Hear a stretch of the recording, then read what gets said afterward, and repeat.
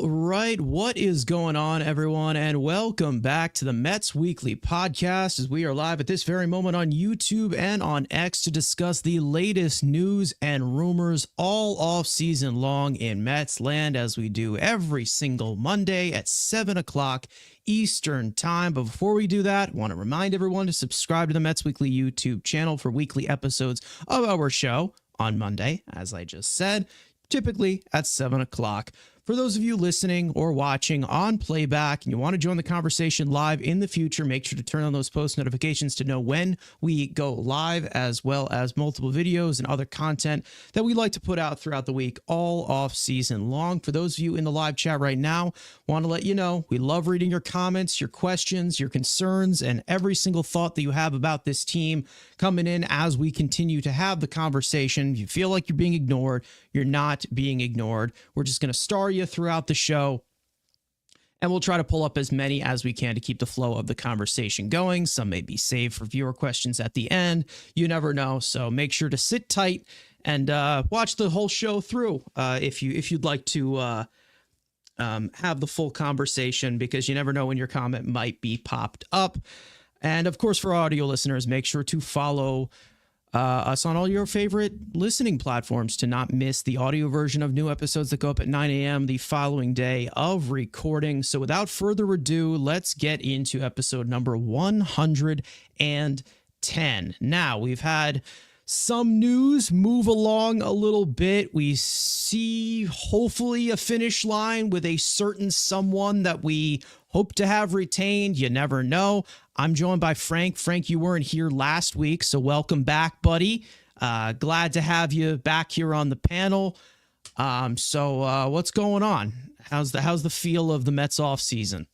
I mean, it's kind of stayed the same for the most part. We know that there's been a little bit of that dry spell, so to speak, going on. I feel like a lot of it has to do, kind of, you look at the international things that are going on right now. You know, obviously, a big pitcher kind of making his decision, and maybe that will get things going again.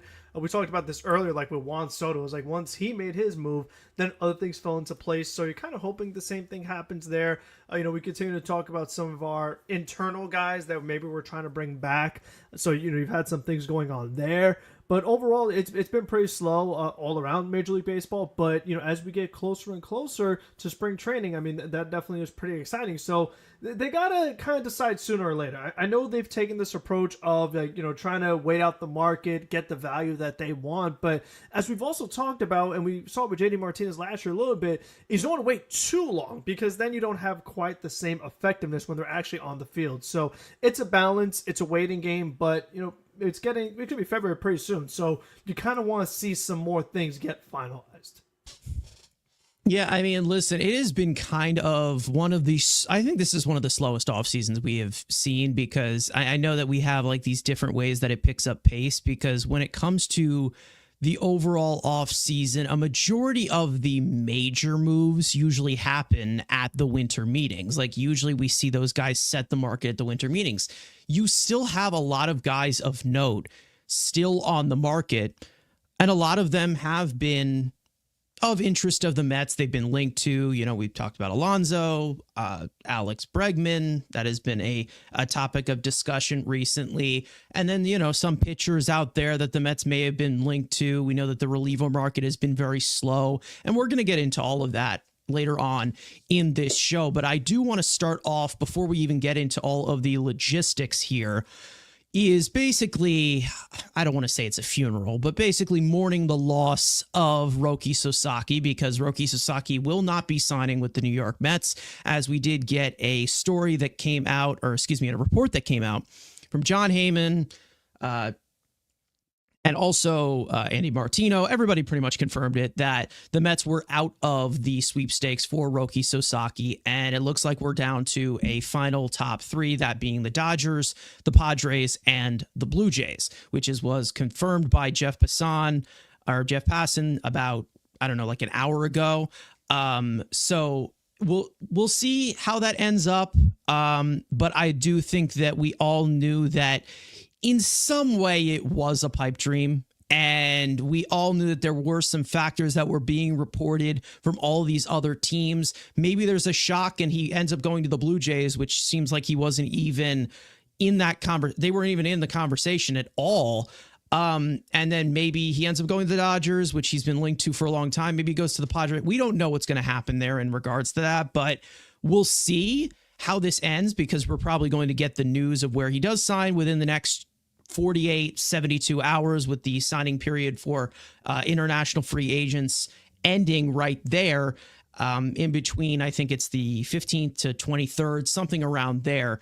But the Mets end up falling a little short in this race, even though we knew that there wasn't really much of a strong connection as some of the West Coast teams. But it looks like the Mets rotation right now, whether there is question marks about it, I mean, you just never know. But the aftermath of Sasaki, Frank, we talked a little bit about this last week in regards to, the rotation and things like that.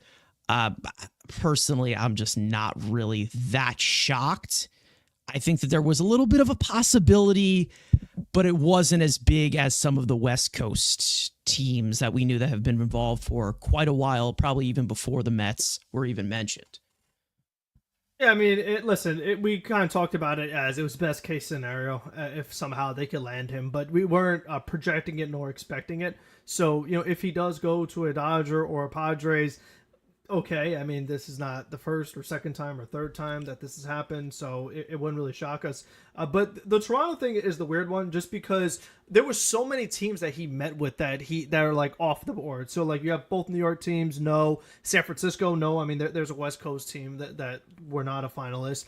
Cubs, no. I mean, there's just a whole bunch of teams that were rejected. But for Toronto to stay in there, I found very interesting, considering where they are, not only on the map, but also just where they are as a team. I mean, I feel like if you're a free agent, whether international or an American free agent, and you look at that team and the way it's gone there, like we've talked about, nobody wants to take their money. I mean, they have offered a lot of money to a lot of different players. I mean, Jeff Hoffman finally did after failing a physical with the Braves, so even that was not his first choice. So it's like, very desperate. Just had exactly. You've had so many people turned down Toronto. I mean, this is a little different because you have international money involved, so they can't just throw out the same contract to Roki that they've been throwing out to other players.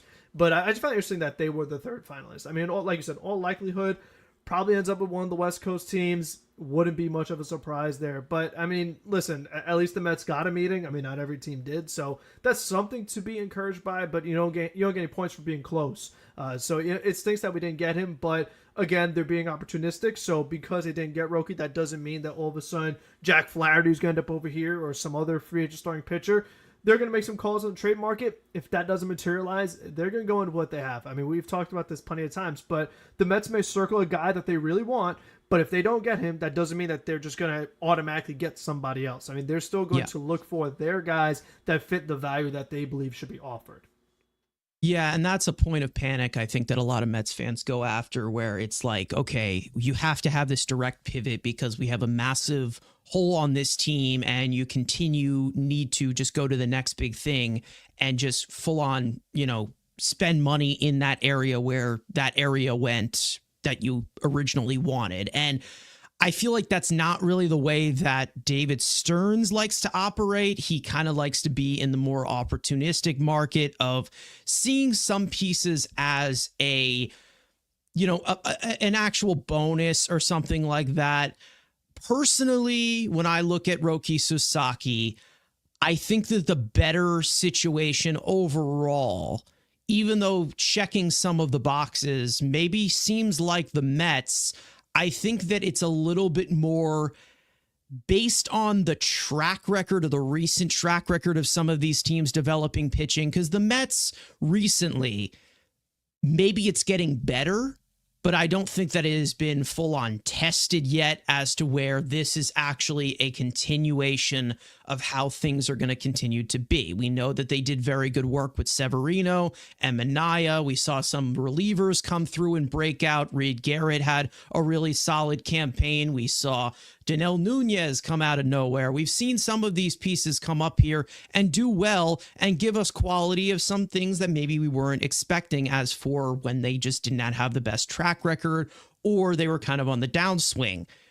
I think that a little bit needs to happen a little bit more down the line of the Mets kind of taking some of these diamonds in the rough for them to be considered as one of the top tier locations to go for. And when it comes to the overall thought of maybe this rotation isn't enough, maybe this rotation isn't good enough, personally, going into this entire season with this type of rotation that you have here, again, I will always continue to be, not opportunistic, but like I'm anticipating that it's going to be better than face value because of what they've been able to do, or what Stearns has been able to do with a lot of pitchers that seem like the no names, the no name brand, or maybe the second tier types of guys, and they're able to maximize it to another type of level. Again, on paper, it doesn't look great. I understand that. There's a possibility that it goes south. But this is the point of emphasis in pitching. This is the reason why you brought David Stearns in, to emphasize these types of things. And I agree with this starting pitching market, especially with the rapid increase of injuries with pitchers. Personally, I just, again, with the risk, or maybe it's just the history of the Mets risk, I just don't think it makes sense to go all in on all these top line guys just because you have a massive need, you have a massive this, a massive that. And you can always give me the fact that the Dodgers, they always do this. We want to be the Dodgers. We want to be the East Coast Dodgers. The Dodgers have the resources to do so. The Dodgers have the history of, talent being there and talent blossoming. They have a history of, relievers doing very well there. They have a history of trading good assets because they have a good farm system away. And I had this argument with Andrew, I think it was like 2 weeks ago, about the rotation and all of these guys out there.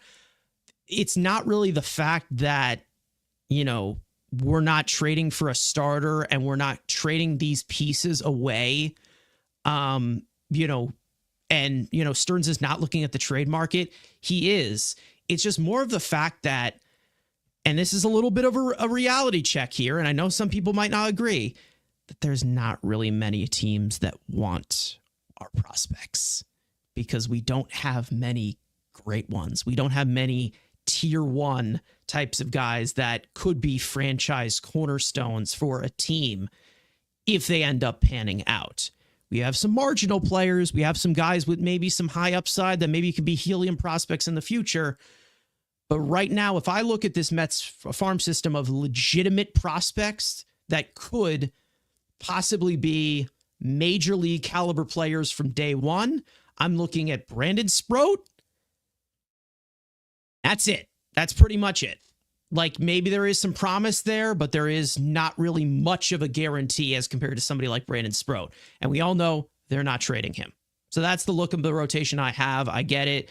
It makes sense. It doesn't make sense that, this rotation needs an ace. You're failing Juan Soto. I mean, all of this, to me personally, it all has to be put on display first. But I think right now, and listen, we all know that I am not one to blow smoke up the team's ass. I never will. If I see something I don't like, I'm going to point it out. But I do like the upside of the Mets rotation that they built. Maybe that sounds like a little bit of a hot take, but I do think that this is going to provide a little bit more than people believe it will. I mean, Frank, I don't know if you agree with that in that way. Is there unknown? Sure. But I'm starting to kind of connect the dots as to where, if this rotation's here until the deadline, I'm okay with that. I'm okay with that if you want to go all in there, because I do think that this type of rotation can keep you in that sort of contention. I mean, like you said, the thing is, it could go either way. I mean, there is a scenario where, okay, these guys, it does work out and they have a solid rotation, but there is another scenario where, some of these guys, it doesn't work out. And I think for me, we've talked about, like, I'm not necessarily saying, like, get an ace. Like, if we got an ace, I mean, I'd be thrilled. Yeah. Like, listen, since it's not my money, if you got Corbin Burns or you got Blake Snell or someone like that, I mean, great. I mean, that's wonderful, especially considering that the Dodgers were the ones that end up getting Blake Snell, and you're going to be competing with the Diamondbacks, and they got Corbin Burns already, having Zach Gallen and some others. So I mean, that's not ideal that those guys they're staying in the National League. But I think overall, what I am more looking at was somebody in the middle of the rotation that I know not only makes 30 starts, but gives me 30 quality starts year in, year out.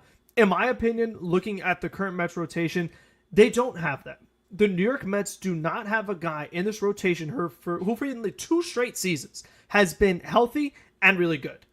None of these guys fit that mold. So, I mean, that's the one thing that concerns me, is that I feel like for pretty much for any of these guys, it could go either way. And I understand, like, if you have some of those, like if you have a Clay Holmes and a Manaea, but if it's like we're talking about now also a Montas and also a Senga coming off an injury and not pitching too well when he was on the field, besides the one start against Atlanta, like, that's concerning when you have that many of these question marks. I feel like if there's just one guy who's a little more stable, right in the middle, whether he's a 2 or even a 3, I would feel a little better of like, okay, well, at least we can count on this guy. But other than that, I'm like, okay, maybe Senga's really good, or maybe Manaea does it again, but this is just the second half, new pitching slot. I mean, we've talked about it countless times. And it's like, oh, well, maybe Sproat gets called up and he's phenomenal. But it's like, that's so many ifs. I just feel like there are not many, if any, guarantees in that rotation. And that's kind of where my concern is, and where I lean more to the side of, like, there's a better chance that it probably is not a great rotation. Maybe it's okay. I don't think it's great. And I think that also the thing that bothers me personally is the expectation. I mean, that's kind of what it comes down to, is that when you're coming off of an NLCS appearance against the Dodgers and you add Juan Soto, there's pretty high expectations. Like, you are expected to go very deep into the playoffs. And when I look at this rotation, at least on paper, it doesn't scream deep in the playoffs to me. That's just the way I personally feel about it. Yeah, and again, that's the thing. This is the thing about me, is when I look at how these types of things are built, I'm not one to really latch onto the thought of this is the off season to win. Right? We know that this is going to be a 162 game season. Things are going to happen. And is there going to be some thought of maybe there's a way where you need a lot of arms? And to that concern, where you're talking about is like, oh, we don't have this guy where he can't give us 30 starts, give us 30 quality starts, a good campaign. I think we had probably the most healthy starting rotation the Mets have had last season when it came to Manaea and Quintana and Severino, because all of them were healthy throughout the entire year. We don't know if that's going to be a guarantee. Obviously, we haven't seen that full-on consistency from not just the Mets franchise, but the Mets pitching staff. I mean, even when they had those young players, I mean, let's not forget. Well, I mean, it was a shitstorm. I mean, those guys, it was like a one healthy run through the rotation of DeGrom, Syndergaard, Wheeler. Yeah, like 5 days. Yeah, that's it. Five straight days where they pitched. Yeah, that's it. I mean, there was never a season though where you had all those guys do it. But even this past season, I mean, you didn't have your ace and Senga pretty much the entire year. So, like, even though you're saying, oh, this team was healthy last year, it wasn't, because you didn't have Senga. And, as much as people criticize it, I think what I'm trying to say here, too. I think what I'm trying to say here, let me just say, is they got the innings. They got the innings that we were kind of concerned of getting. Yeah. That's what I'm trying to say here, because usually they don't get, that 150 plus innings from like 3 different starters. And they got that completely outright, and even more from guys like Manaea, Severino, and Quintana. Obviously, Quintana's not going to be coming back. Severino went off to the A's. Manaea is back, who I think could be somewhat of a little bit of everything that could be maybe a workhorse. There are some concerns there. I do think that there is something to say as to where maybe the Mets do emphasize a little bit more of a six-man rotation. We've talked about this before, where these guys can be a little bit more fresh. You turn 30 starts needed into maybe 26 starts needed, and you can get a little bit less of the reps, and you can kind of create that quality with the quantity. Guys can be more rested. They can be a little bit more sharp. And I think from the outside looking in, it looks like, oh, just a bunch of bodies, just a bunch of guys, because Griffin Canning, one of the worst starting pitchers all year last year. Clay Holmes was a reliever. He was a starter with Pittsburgh in 2017, 2018. I mean, for a long time. And then you bring back Sean Manaea, who kind of ran out of gas at the end, which I think could benefit from the rotation. I think that there are pieces that can come together. It's just the fact that you don't see the names, you don't see those established names, you don't see those guys who have made a name for themselves that can continue to give you a little bit more of an advantage to be a legitimate rotation at the top. And I think that that's the best way to look at it with those resources that the Mets have to develop it in that way. Now, for those of you, I know that people are talking about, Stearns being cheap or whatever. I'm sure. Okay, great. He's cheap, whatever. I'm not going to get into that entire discussion. But when it comes to the entirety of this rotation and you look at it compared to the Dodgers, they have the resources to build this super rotation of guys. And when it comes to the Dodgers and maybe a way that can maybe turn off somebody like Roki Sasaki, we've seen the Dodgers' star power. We have seen all of their guys in that rotation. Even though they traded for him, we've seen a lot of injuries. Let's not forget, the Dodgers beat us last year with a bullpen game. I'm pretty sure we beat them in both of those bullpen games, but they still were able to win the World Series. So I think they won one and lost one. They may have. I think Game 6 possible. was bullpen Manaea versus bullpen, and they lost that one. Yeah. Okay, never mind. So they won one. Yeah, they beat Bueller, maybe? Landon, no, Knack, Flaherty. They beat Flaherty. Yes, they beat Flaherty. They lost to Flaherty and beat Flaherty as well. There was like a 1-1. Okay. Yeah. So, and then Manaea beat the Dodgers and lost to the Dodgers. Okay. So, again, when you look at the overall of this rotation, I think that it's more of the name brand frustration as compared to what everyone looks at as like, oh, well, you got to get Corbin Burnes because we need pitching, top pitching, get that pitcher. I'm okay with not giving 6 years to Corbin Burnes. I'm okay with that type of thing. Again, I don't know what the connection would have been overall. We know that David Stearns developed a guy such as Corbin Burnes. A guy like that, I'm not giving 6 years to a 30-year-old starter who also, in that type of factor, has declined. He is on a somewhat of a decline, and you're not going to get that frontline type of stuff for that long, for 6 years, because in year 5 or year 4 of that contract, and again, right now we have Juan Soto, and it's not a factor as to what is right now. Right now is right now, and we want to win in 2025. But when it comes to Corbin Burnes, there are still concerns. I think that every single pitcher on the market, every single pitcher that's not available, every single pitcher that is available, there will always be a concern, whether it is health, whether it is the holdup, the overall consistency, whether it is control, command, he gives up too many homers, he does this or that. There's always going to be a point with pitchers as to where they become a very disposable position. And that is how I think David Stearns views it. And I understand why he does not want to touch it in that sense. Do I think that they can be well aggressive, maybe years and years to come? Sure. But there is a philosophy to have in here where, yes, the Dodgers get everyone. They get all these big I get it. But they have the resources to do that. And I think that a lot of Mets fans look at it and they're like, well, we have all the money, more money than God. We have these prospects that are in the top 100. You don't know how every single organization views those prospects. You don't know how everyone views the Mets organization outside of the money. Because again, from what we have heard from Roki Sasaki in regards to the Mets, the biggest blinking red factor with the Mets organization was Jeremy Hefner. He's very impressed with Jeremy Hefner. We never know if that was true or not because it came from Jim Bowden, who's not the most reliable source. Again, no disrespect to him, but he's not great. And, sometimes he can elaborate on things.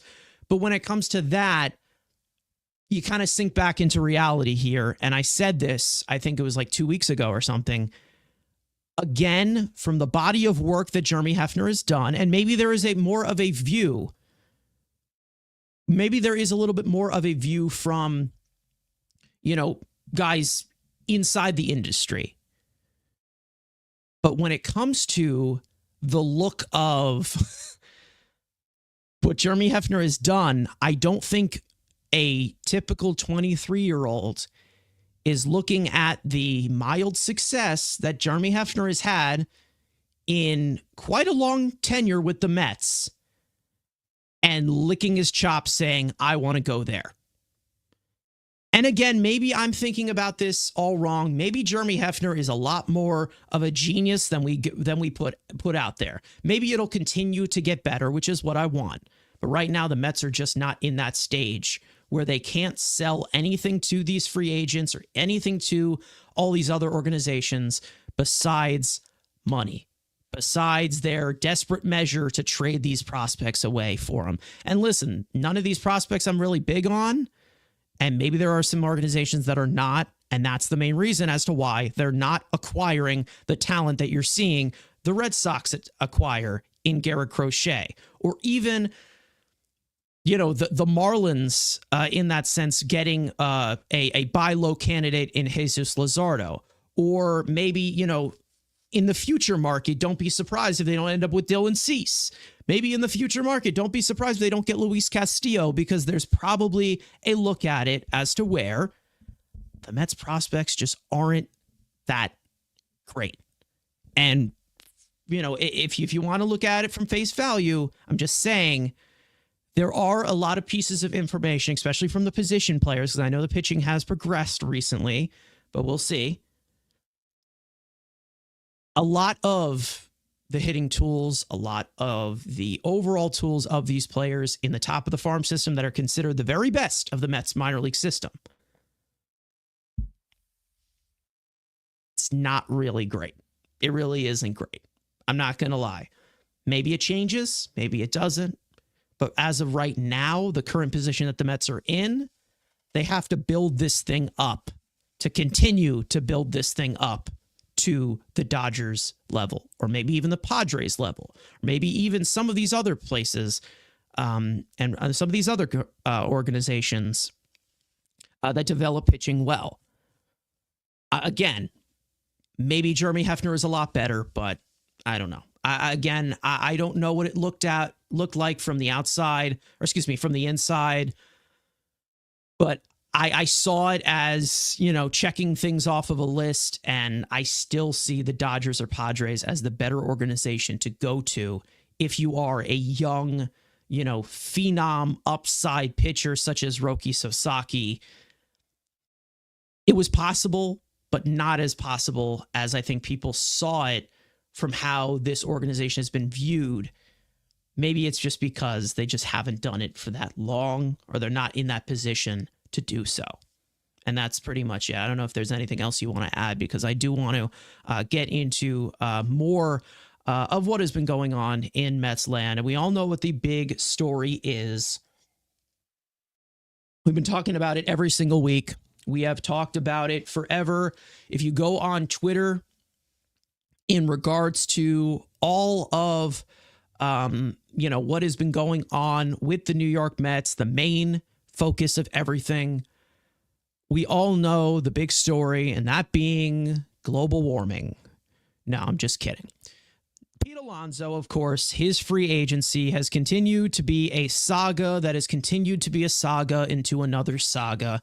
And of course, we got to do our due diligence and our thoughts of what we think is going to be happening going forward. Now, as for with Pete Alonso, these are the latest reports that we got. And there's always seems like to be one report that sticks out like a sore thumb and seems to be the entire thought of the week, and obviously recapping it in the week, our show being called Mets Weekly.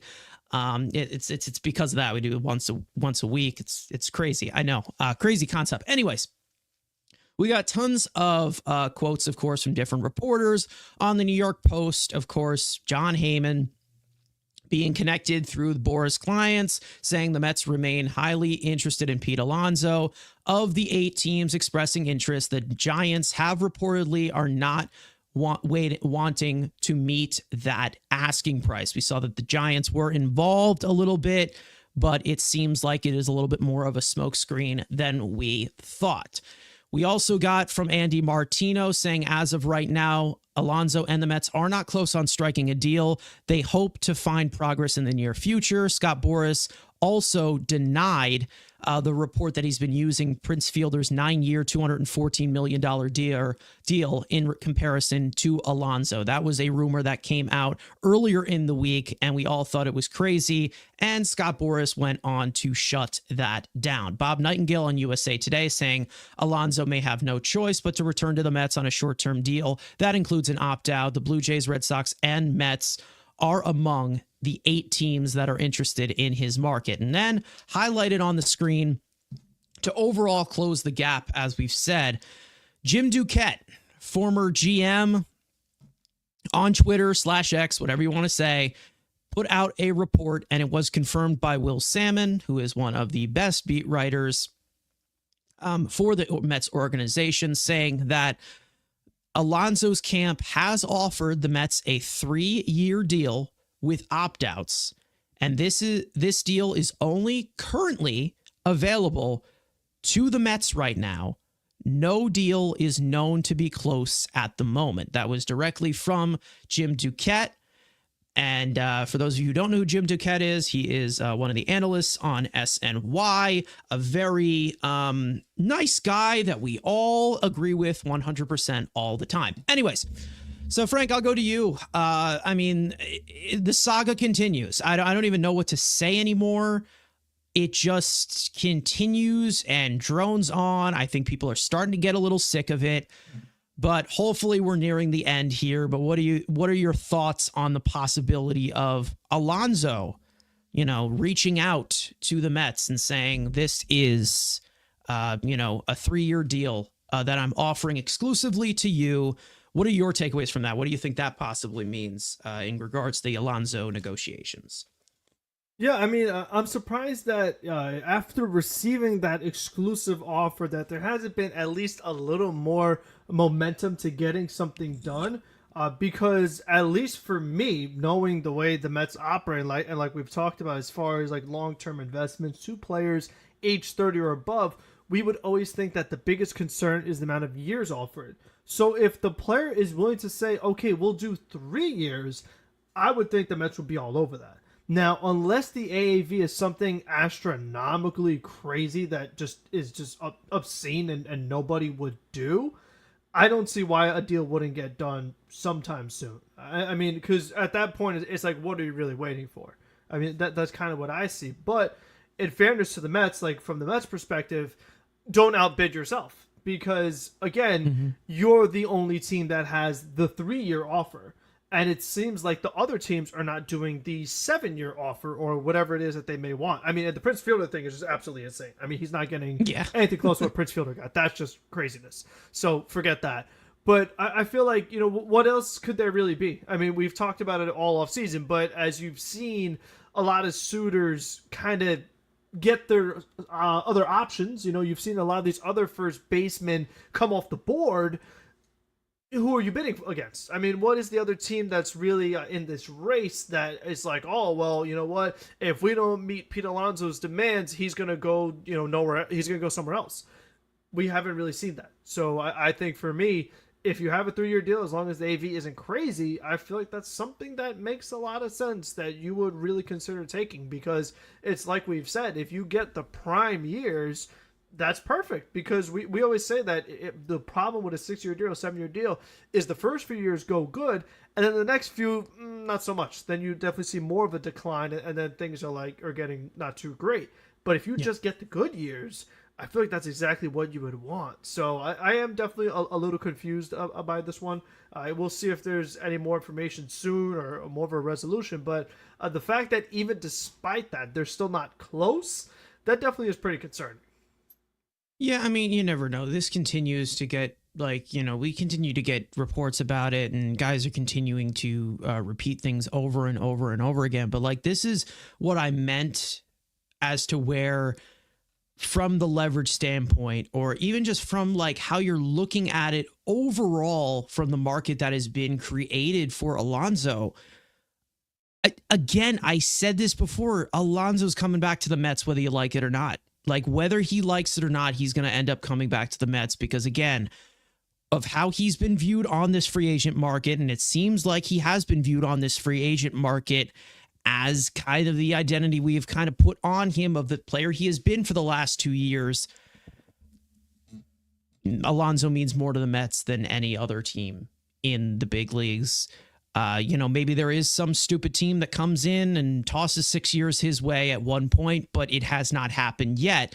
And that's the main reason as to why I will continue to sit pretty on this one, because I know that eventually he is going to end up coming back to the Mets. And I have never been one to put out the sure things and be like 100% this is a lock. But when you continue to see reports like this, when you continue to see what his market looks like, when you continue to see other teams kind of just looking past what has been going on with Pete Alonso, and you've seen a hesitance of giving him a long-term deal, I don't know what to say anymore. I think that at this point, what else can be said as to where the Mets are going to value Alonso? Probably not to the point where he wants it, but they're going to value him probably a little bit more as compared to these other teams because, of course, what he's been able to do and what he's built up in the last 6 years as a Met. Now, obviously, that's not the main thing as to why, any of this has been completely held up. I think that this is one of two different things. You can look at this the more simple way and say, if this offer is only exclusively given to the Mets, maybe Alonso just wants to be a Met. Maybe Alonso prefers to just be a Met. It's possible. Obviously, he likes being a Met. He has said that he likes being a Met. We know how much fun he likes to have, maybe a little too much fun as a member of the Mets. But then there's also another reason as to where maybe this could be a last shot at leverage. Maybe it could have. Maybe it's possible that Pete Alonso said, okay, maybe this 3-year deal, or Scott Boras, obviously, saying this 3-year deal right here, we know we can get 3-year deals anywhere else. So if you want to sign us to this right here, it's here for the taking.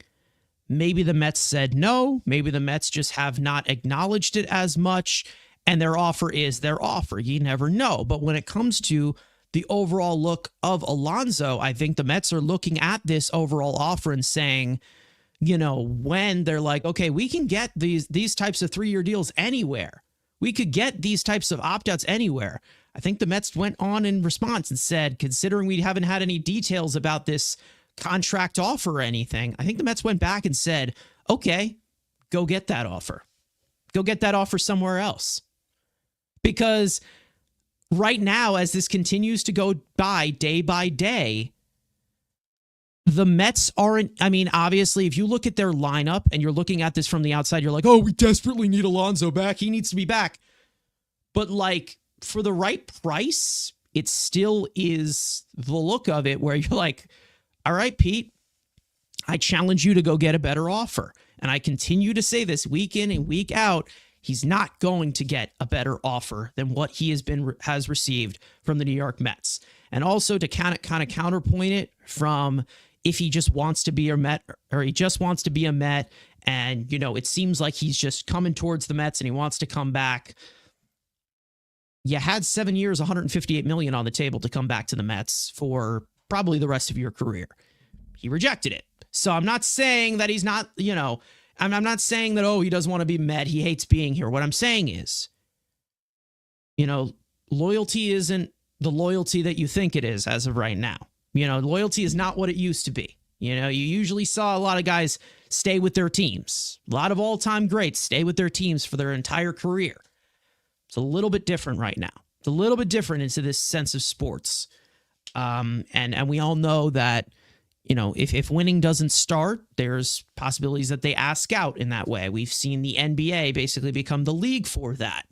We have seen, not things last as long or sustain as long in the NFL in regards to the in regards to the Major League Baseball. And I'm kind of glad that we don't have that circle of delusion in the middle of January when it comes to, the report of Prince Fielder's contract is being compared to the possible market of Pete Alonso. I'm glad that that is not the current point, and I'm glad that that was denied, because again, even in that argument of even if Pete Alonso were to, try and get that type of contract, 9 years, 214, something like that, even if that were to happen, we all know how that contract ended up.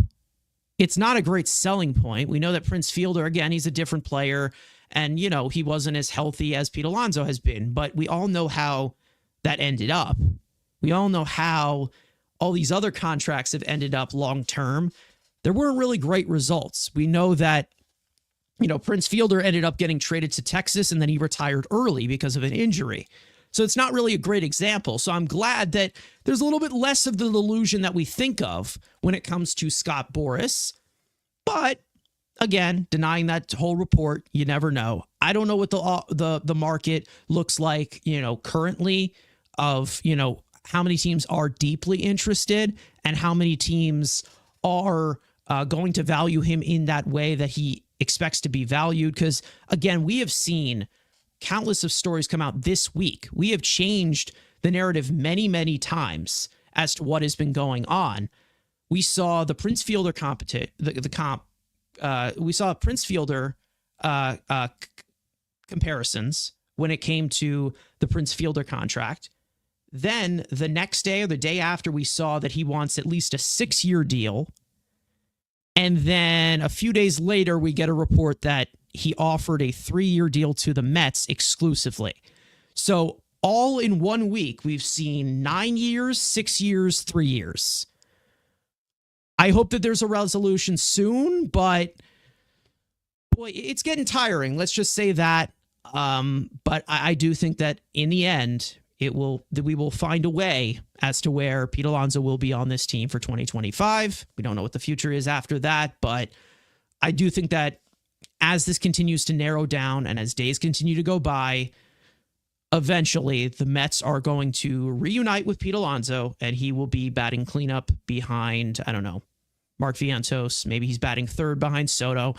You never know, because we know that the Mets would like to bring him back. But again, there has to be a price in terms of his position and in terms of the condition of, the situation that he is in as a player and the overall value that he gives you. And we've talked about this many, many times before. He's not Freeman. He's not Olsen. He's not going to get what Vladimir Guerrero Jr. is set up to get.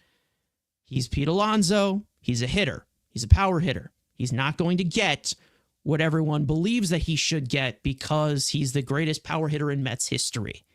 Again, like I've said, he means more to the Mets than the 29 other teams in this league. Is there anything you want to add? No, I mean, it's just kind of this, like you said, we just want to see a resolution sometime soon. And, but it's not one of those things where it really affects the rest of the market. I feel like the other guy, I mean, we've talked about him a lot too, but Bregman, he's also really stuck. I mean, it just seems like there is nothing happening on that front. It's gotten to the point where you kind of forget that he's even a free agent. I mean, that is, to me, that's how slow it feels like the reports are when it comes to Bregman. Not saying that the Mets should go after him, but I'm just saying that, like, there are a few guys, and even Santander to a lesser extent. I mean, we've seen some American League teams are interested in, like, the Blue Jays, the Tigers, things like that, but still, we haven't really heard a definitive number, like, on the years that maybe Santander wants. So I feel like just in general, a lot of the hitting market is not moving much at all. Yeah, I mean, again, the overall of position players, it's definitely been a little bit slow. We have seen Soto sign, we have seen Teoscar Hernandez sign. Anybody else of note that I'm missing? I don't think so. Like that's it. Like that's pretty much There's that first it. baseman flurry, like when Goldschmidt, all those guys Yeah. went, and then I mean you had the Yeah. Kyle Okay. Tucker Christian trade, Walker went. like Yeah. you count that, but on that Yeah. it hasn't been too much. Yeah. There hasn't really been anything completely crazy. But anyways, let's go hop into the chat here because I feel like we're kind of ignoring them a little bit. I apologize. A lot going on, of course.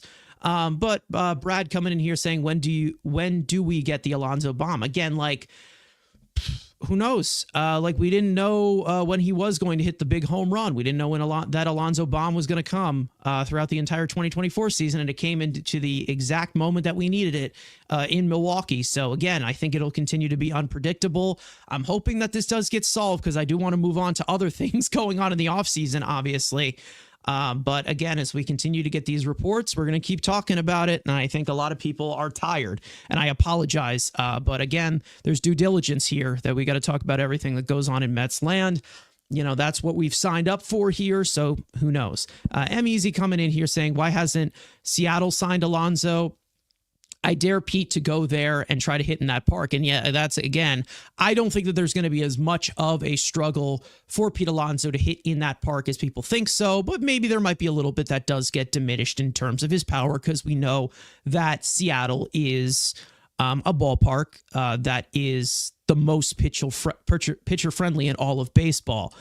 But when it comes to Seattle, it doesn't seem like they're willing to shell out any of that money. I think Andrew talked about it a few weeks ago, saying that they have about like 10 million, 15 million to spend. That's not going to get it done for Alonso. That's probably like about half the AAV he's probably going to end up getting, or a little bit short of half. So it's probably, the look of his market. You don't know what it is fully. It seems like there's 8 teams right now. But I feel like there are a few factors in those 8 teams. It's like, okay, who's here to drive the price up? Who's here as an actual legitimate destination? And then who is, willing to challenge the Mets' wallet as to where they value him over the 29 other teams. So you just never know. Now, we obviously know that there's another free agent that we did talk about when the Mets have been a little bit linked to him, of course, with him wanting a free agent deal. Roman coming in here saying who is better to sign, Alonso or Santander. To be honest, I mean, I think that them together is better. I personally think that either of them apart, it's not good enough for the Mets lineup and the overall fit. I think that when it comes to Pete Alonso, and we will get into it in a bat of the outfield market that we'll get into in a second, but when it comes to the overall thought of Alonso coming back, there still is moves that need to be made in this lineup. Like it's not just bring back Alonso and we're done. There still is another piece in there they got to mix in because we know that the DH situation, even though we know Mark Vientos could be the DH, which we don't want, and I don't think a 25-year-old DH is necessary. We know that JD Martinez, who was our DH, and then Jesse Winker, both of them are free agents. So they're going to have to get a bat some way or another. I hope it's Alonso and Santander. That would be a dream for me. That would be a dream for Frank. That would be a dream for Andrew, who's not here. It'd be a dream for everyone because you have tons of 30 to 40 home run threats at the top of that lineup that also can give you some competitive ABs as well. So when it comes to Alonso and Santander, I think you can't. Neither of the signings look great without the other, if that makes sense. In terms of the Mets situation, I don't know if they're going to end up getting Santander. Probably won't end up happening. It seems like he's open to a short-term deal. We've seen the Mets attached to him for a little bit, but nothing of great substance. It seems like the Blue Jays or some other team has been attached to him. Yeah, I think it was a little Angels bit more and than the Tigers. Mets. I think were the three. Angels, Tigers, also some teams in there that have also been attached to Alex Bregman as well. So there's a market of how it can move, because I think that they're probably viewed as a little bit more of hitters, since they're a little bit more in the whether it is the downside of 20 or the upside of 30. That's kind of how it's kind of being looked at as to how these guys can age well if they get these long or short term deals. But I mean, we talked about Santander plenty. Frank, I know that you would love to have Santander, including Alonso, to deepen this lineup a little bit, protecting Soto and then protecting Alonso and then protecting maybe Vientos or something. I mean, this would make the lineup great, and we've talked about it before as an add-on bat. Maybe it's a little bit of a pipe dream, but I think that there is a need for another bat to be put in after, if they were to re-sign Alonso and bring him back. There's still work that has to be done with the lineup. Yeah, I mean, no doubt. Like I said, we love Santander, but I just, the defense, how it looks with the Mets, it's a tough fit. I feel like, Santander, like, he's played some games at first base, not many. So that is a bit of a concern. And if you're just, I don't have him in that factor at all for first base. Yeah, that's what I'm saying. So it's don't. like move Vientos to first. Like, okay, well then we're gonna have to start Brett Beatty every day. Like, I mean, if you get Santander to be your DH, which means that Brett Beatty becomes a starter, I'm like, you got better in one area, but you kind of got worse somewhere else. So that's kind of where, even though I love Santander as a player, I feel like for the particular Mets team, Alonso is the better fit. So that's just the way they're constructed right now. Now, if Soto wasn't in the picture, then Santander fits a little better because you put him out in the outfield. But because you have Soto in the corner and Nimmo in the corner, not moving any one of those guys to center, Santander doesn't play center. So as far as like where you can legitimately put him and where it fits within this current Mets team, it is kind of tough to see that like perfect fit. Yeah. Despite it's DH. Pretty much. It is pretty much DH. And I don't know if he wants to be at that current age being a DH. Maybe he's marketing himself as an outfielder. But I mean, I would be willing to give him a Kyle Schwarber contract if he wanted it, and being our DH and maybe somebody who could be a guy in the outfield in the pinch. But I do think that more realistically, if they were to get two more bats, one of them being Alonso, I think the next guy that they bring in will probably be Jesse Winker, if I'm being so honest. But there are other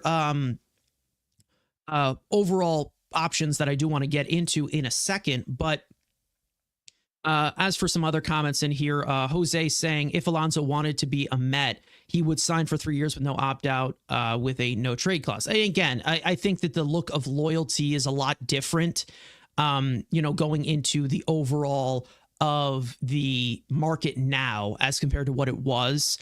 They're all looking to get paid, and obviously respectably they should get paid because they are good players.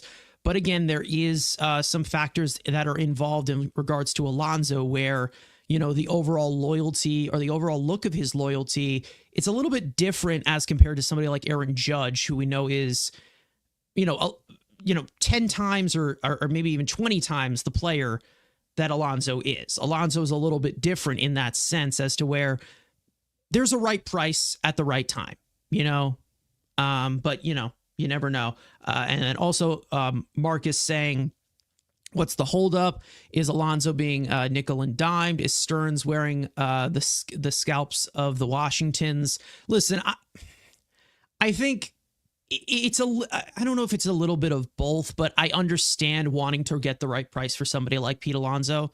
And again, I understand that everyone just gets very emotional into spending money because we have the richest owner in baseball. But in terms of value of what they provide, there have been many contracts that they put in front and they've signed where you're not getting the exact, the value of it sustaining. Starling Marte comes to mind as to where that just completely fell apart after the first year when he started to get hurt. So I think that it's smart to want to have the right price for Pete Alonso. If the AAV is a little bit more inflated in regards to that, you never know. I think that right now, yes, it's getting closer and closer to pitchers and catchers, reporting. But again, there just has not been that many bats that have gone off the market yet as to where it can be set and then, everything flows. We thought that Soto would be the one to sign and then everything would go. Didn't happen. We thought that maybe Teoscar Hernandez would sign and things would happen. It just hasn't. I feel like a lot of more teams are a little bit more cautious. And that actually has more to do with, the case in point of that Prince Fielder contract. Those Albert Pujols contracts, even the Joey Votto contract, those long-term deals, you're seeing teams start to step away from them a little bit and kind of analyze it in that way. Even some of the organizations that have just been like kind of dumb with their money, you've seen them take a little bit of a step back. We've seen the Giants throw a lot of money around and nobody has seemed to want to take it. We know they signed Willy Adames. But in that report, like John Heyman said, they're not willing to go the extra mile for a guy like Alonso. And again, it continues to prove my point of the Mets value Pete Alonso more than any of the 29 other teams. And it makes sense as to why. You never know. If there's anything else you want to add in terms of the bats, because I do want to get into, one guy that we were linked to this week, which, we're already shaking our heads in that, and I think that a lot of people are kind of questioning it, but we will get into a little bit more of that and the overall market. But if there's anything you want to add on the Alonso situation, because it's just like, we're all just waiting, and I think that right now it's the feel of, personally for me, I'm sitting pretty, and I'm saying eventually this is going to get figured out. The Mets will end up bringing back Pete Alonso, and listen, I'm not one to be very, very confident in things happening, but as to what we're hearing, as to what we're seeing, of how this is unfolding, of how days and days continue to go by, Pete Alonso, again, he's going to be a Met whether he likes it or not. Like, that's literally how I feel about the overall market you're looking at in front of Pete Alonso. Now, speaking of other bats, like we said, talking about Santander, we talked about him. We talked about some other pieces as well that might be on the market. We know that Jesse Winker has been talked about as a possible guy to retain. I want to talk about someone who we were connected to early on in this week, and that being Alex Verdugo. Now, we did get a report from a certain insider. I'm not sure what his name is. I think I have it on the graphic here, but I think that he is more of a Red Sox reporter or something like that, where he talked about kind of how the Pirates were a little bit aggressive when it came to a guy like Alex Verdugo on the free agent market. Right? Chris Castillo? Castillo. Yeah, Castillo. Chris Castillo. He's with the Red Sox, yes. He's actually very good, but yeah, he's with Boston. Yeah, he's very good at what he does, because I do see him report a lot of Red Sox news, but I just couldn't put a face to the name. But anyways, when it comes to Alex Verdugo, it seemed like the Pirates and they had like some kind of a pursuit of him, but we also saw the Blue Jays and the Mets be attached to him. So when we hear a report like that, we obviously have to do our due diligence, whether it is a fit or not, whether it is a smokescreen or not. Do have to open up the conversation, because we're always willing to yap about anything impossible. So in terms of the profile for Alex Verdugo, we know that he was on the Yankees last year. It did not go well. And let's just say, looking at it as a whole, he's 29 years old, 6 foot, 209, of course, left-handed bat, an outfielder. We know that the Mets, and we've had reports that the Mets are still looking in the outfield market for, a possible bat that you can add of a outfield DH type of piece. Maybe it makes Marte a little bit expendable. Maybe it moves Marte officially to DH. We don't know how they're going to look at that overall position. When it comes to Alex Verdugo, last year, he was fully healthy. He's had a few injuries in the past. Last year, it was not a great year for him. Even though he does not strike out that much, we still don't see a great piece of quality of contact. Let's just say that. Slash line 233, 291, 356, 13 homers, 61 runs batted in, a total of 42 extra base hits, does not walk a lot, never really has walked as much. It was definitely a down year for him. The overall percentiles pretty much being put in the lower 50% of the league. Average exit velocity, hard hit rate, xwOBA, which is overall quality of contact, in the 31st percentile at 302. But again, a disciplined hitter, which there's a main reason as to why, maybe you are looking at him for him to give you competitive ABs. Does not chase that much. Puts the ball in play, does not strike out that much, has a good two strike approach. Overall platoons, it was not great against right-handed pitching. He was better, not that great either, still below average against left-handed pitching, a 592 OPS. But of course, before he came over to the Yankees, he slashed 281, 337, 428 in over 2,500 plate appearances split across the Dodgers and the Red Sox, obviously being one of the coveted pieces that went back to the Red Sox in the infamous Mookie Betts trade that turned out to be a disaster for Boston all the way around. But overall, looking at Alex Verdugo as a possibility on the market. Again, I think this is more of just the wide search of what the Mets are looking at because of the outfield DH type of thing. Frank, I'll go to you in regards to Alex Verdugo. I mean, I see a little bit of the taste here, but definitely, I wouldn't say he's at the bottom of my list, but he's near the bottom of a free agent that I would like to bring in here as a potential New York Met for 2025. That's just me. Yeah, so if he's near the bottom of your list, he's at the bottom of my list. I would say that, generally speaking, when it comes to the Mets just being interested in players or signing players, because they're part of my team, for the most part, I try to be optimistic and understand the reasoning as far as like what is that they provide. Even with Bader, as angry as I got, as much as I had other preferences, I understood why they did it, because the defense in center field and how it fits the team. I understand that. With Verdugo, I don't understand this at all. And for me, okay. I truly hope that this is Verdugo's agent trying to drive up the price by attaching the Mets to it, because it's interesting that the other team that was attached besides Pittsburgh is Toronto, who we've also talked about is just throwing money like crazy and just hoping that somebody takes it. And again, it comes more down to the fit. Now, Alex Verdugo played left field all of last year, and the Mets have Brandon Nimmo in left field.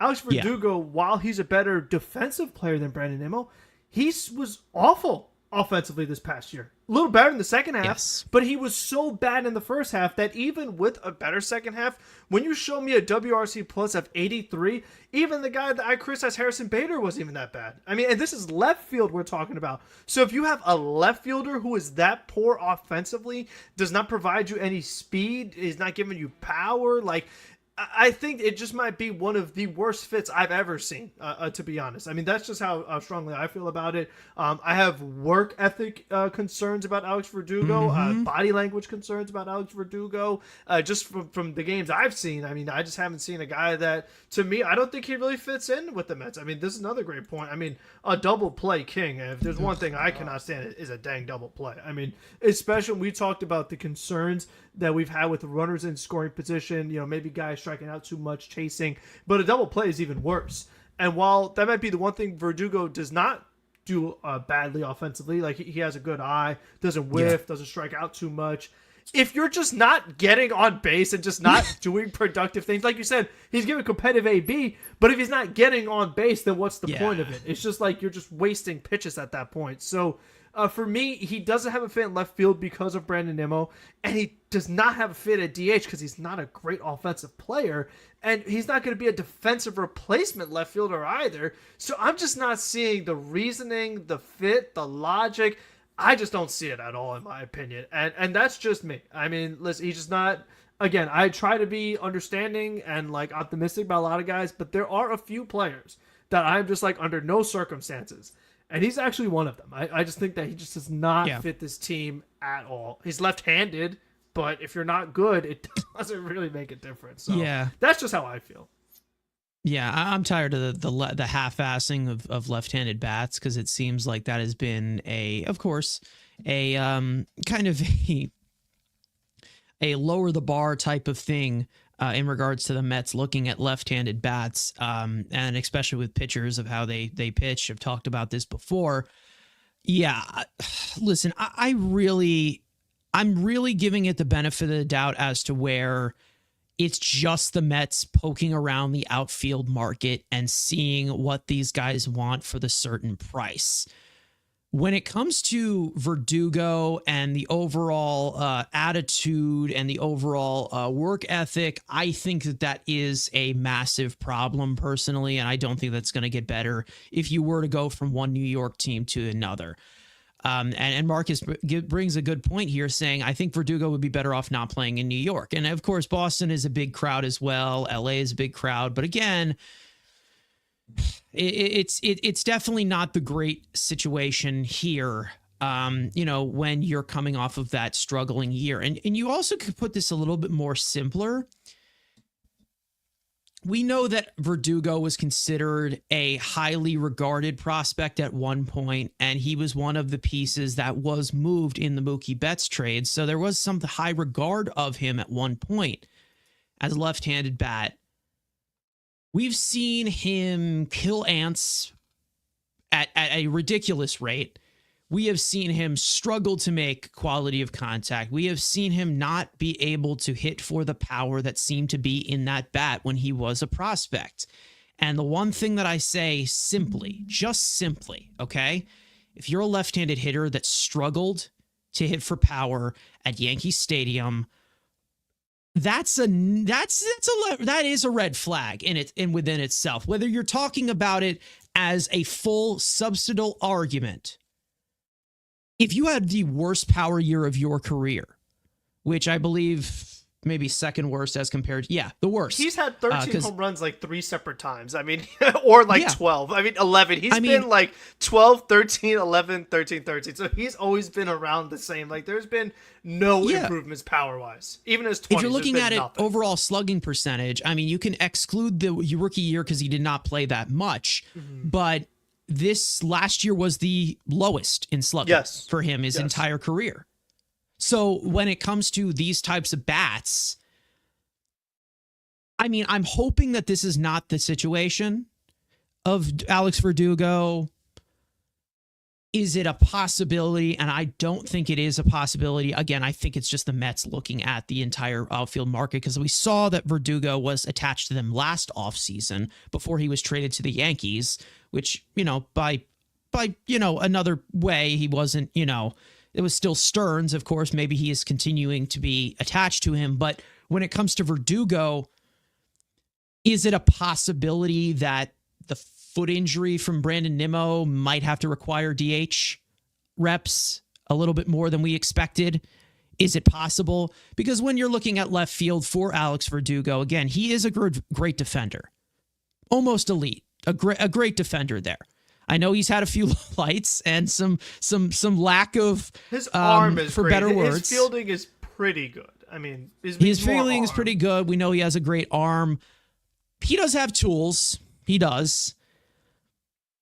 To a certain extent, not something that is a really big, selling point for him. Again, no. Again, just no. Like, not really what I would preference. Again, there's other guys out there that probably could hit in a pinch, and I feel like that's kind of what you're looking at from the thought of Alex Verdugo, and he really did not hit last year.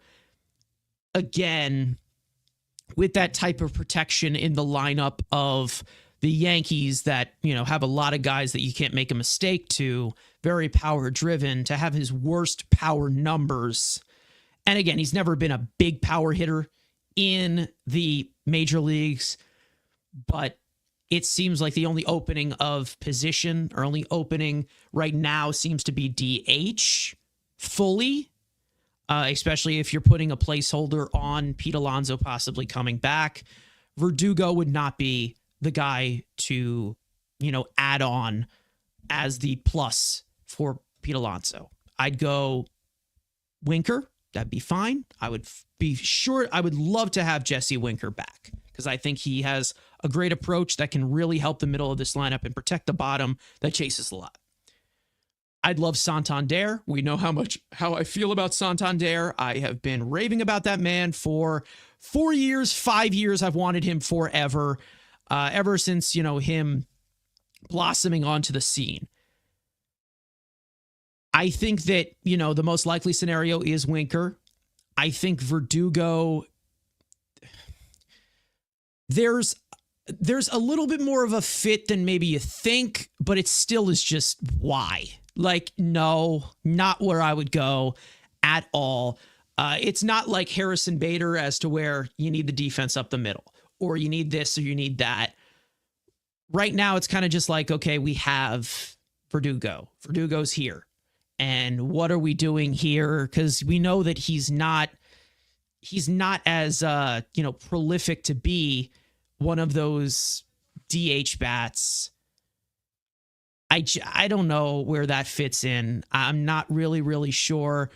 Is it a platoon of, somebody from the left-handed side where you're looking at it like, Randall Grichuk, because we know that Randall Grichuk and Jock Peterson from that side, maybe.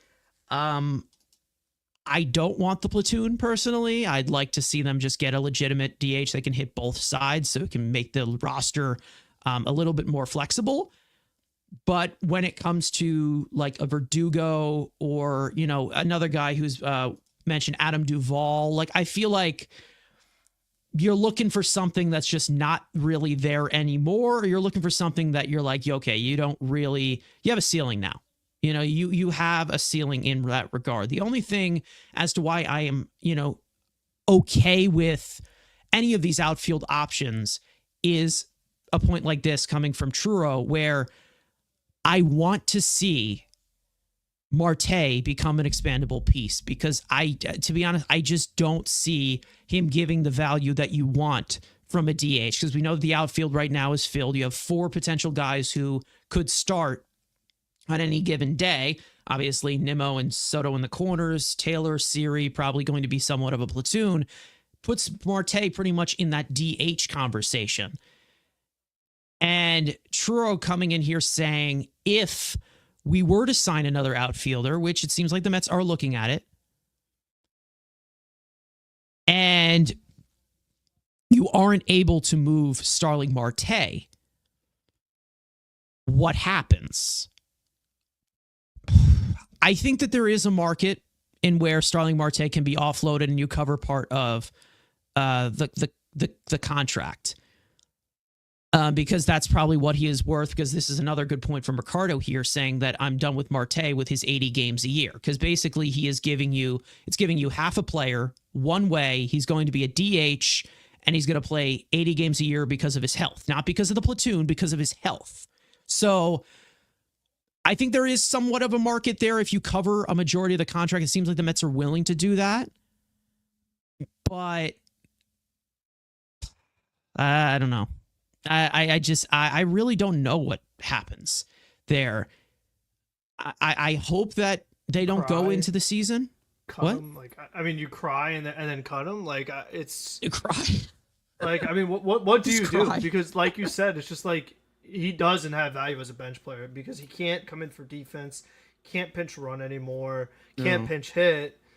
So he's just getting paid too much to not have a legitimate role. And when you get Soto and all these other guys, there is no role. So there really isn't. There really is not. No.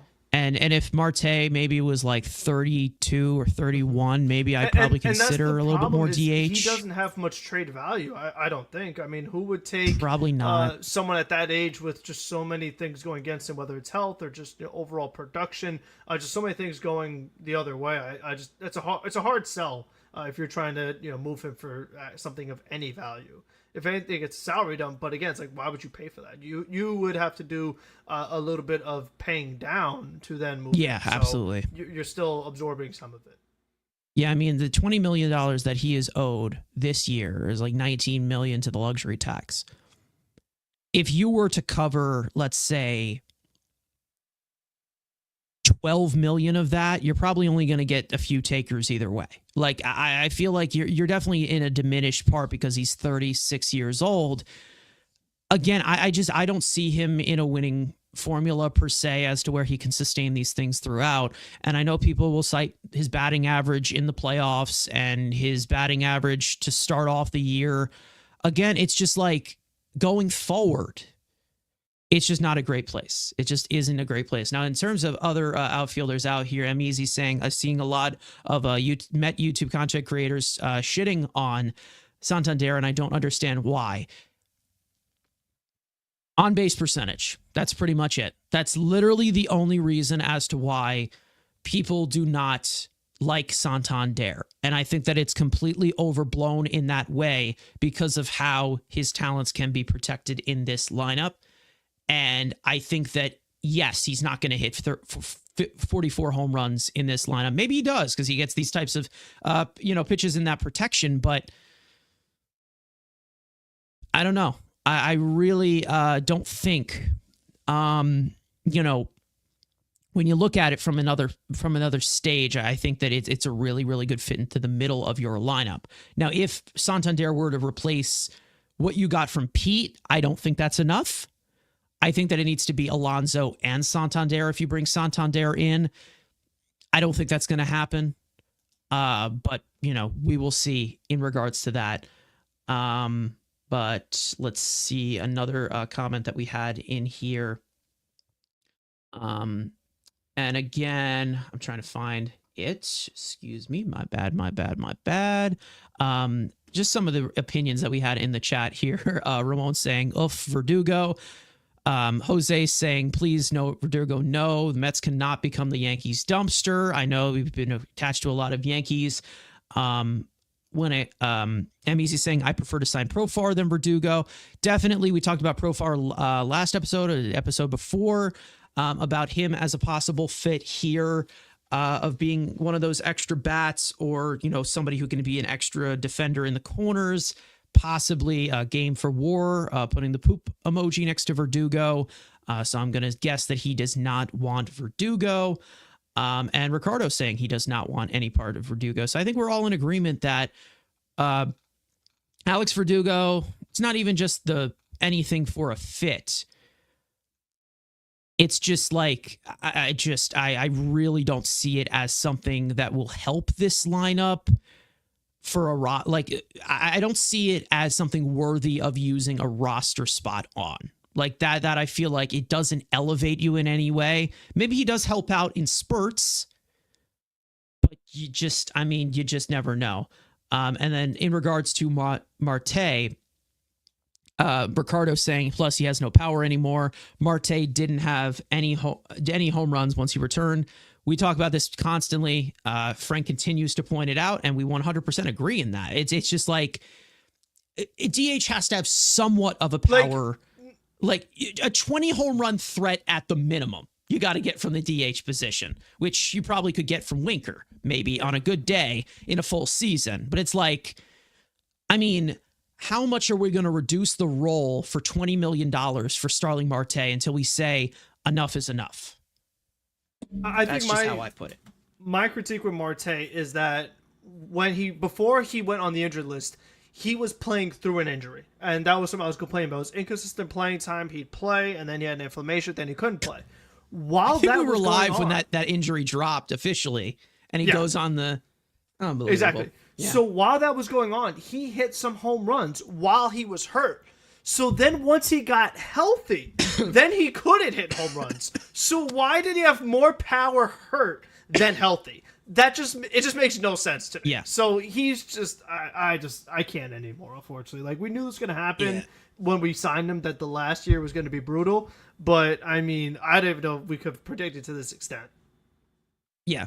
Exactly. You can't have a homerless DH like Dom Smith. Yeah. Speaking of Dom Smith, he signed a minor league deal with the Yankees before our stream just started. So congrats to Dom. He's back in New York. So round of applause for him. Maybe he can poke some over that right field wall if he makes the team. You never know. Maybe. As for some other bats, Luis Arraez, we know that has been a topic of discussion in regards to a lot of Mets fans on Twitter. We have seen of a lot of the discourse regarding that. I don't see from the eyes of David Stearns bringing in a piece that has a lack of tools that is just contact. Like, I don't see that happening, of him trading assets away for a guy in Luis Arraez, whether you think he's good or not, or whether you think he's a good hitter or not. I don't see that happening. Also, the fact that he has just one more year of control left. Like, I just don't see that as a possibility. We saw that, Andy Martino, he likes to sprinkle things in and out, that the Mets are a little bit more open to trading for him more than the Yankees, but they haven't had any more conversations. That's just Andy Martino in a nutshell. But when it comes to Arraez, the only way I would possibly bring him in is if we all know who needs to go in that sense. But I think that right now, in the surplus of infielders the Mets have on the depth chart, I don't see any real need for any real major changes other than retaining Alonso. He can play first, but your P. Alonso replacement should not be a guy who doesn't have power. Like a non-powering first baseman is just a weird fit. Yeah, it's just like, Luis Guillorme played first base. That doesn't mean he should. I mean, it's a power position, we know, and diminishing that power, it limits the offense. It does. Whether you like the guys who swing for the fences or not, the way that Luis Arraez plays, maybe it is a fit for some teams. Maybe it is. I'm not saying that Luis Arraez isn't a good hitter, because he is a good hitter. Do I think he's an elite hitter? No, because of, the overall limited way that he plays the game. Also, he's basically just a younger Jeff McNeil, which I don't like. I'm not a fan of Jeff McNeil. I'm sure everybody knows that. But when it comes to the first base position, or when it comes to all of this or that, I need a little bit more tools coming up the middle, whether it's a shortstop or center field or second base even. It's more of what I would prefer of, again, the second base position is not something that I would completely, be opposed to. Truro coming in saying Arraez McNeil would have been sick in 1950. Absolutely. I would love to see it just to make Carson go crazy, but that. Yeah, I mean, listen, one thing the Mets love to do is troll me, so you never know if it possibly happens. But again, speaking logically in that sense, if Arraez were to end up on the Mets, and this is a big if Arraez were to end up on the Mets, 100% McNeil is out of here. Like, there is no way where you mix things in. 100% he is gone. Like, 100% he is 100% gone. Because, again, McNeil, if they're not viewing him as a bench bat right now... DH? All right. Anyways, but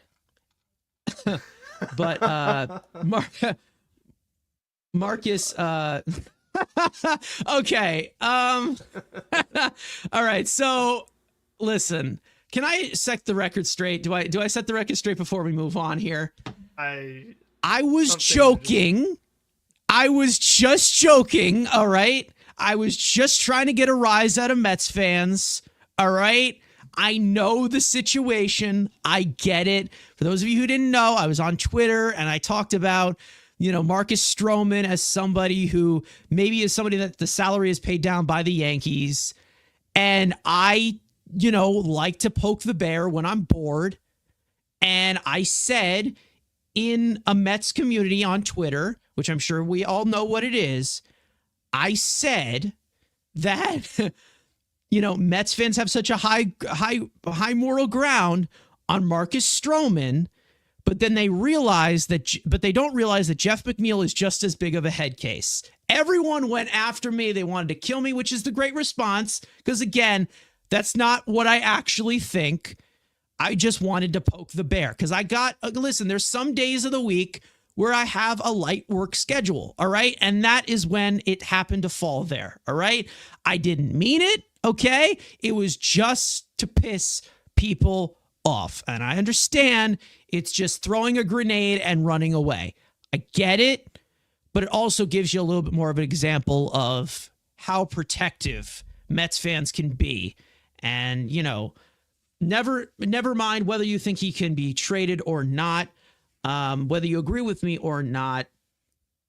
Again, everyone gives me this argument too.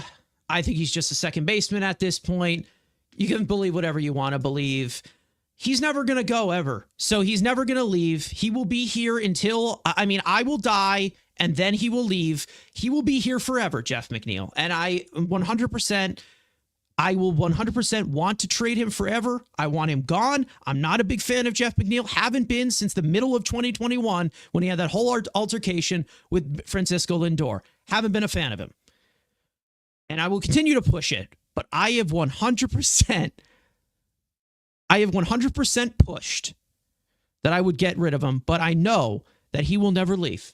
I know that Jeff McNeil will continue to be here to piss me off, 100%.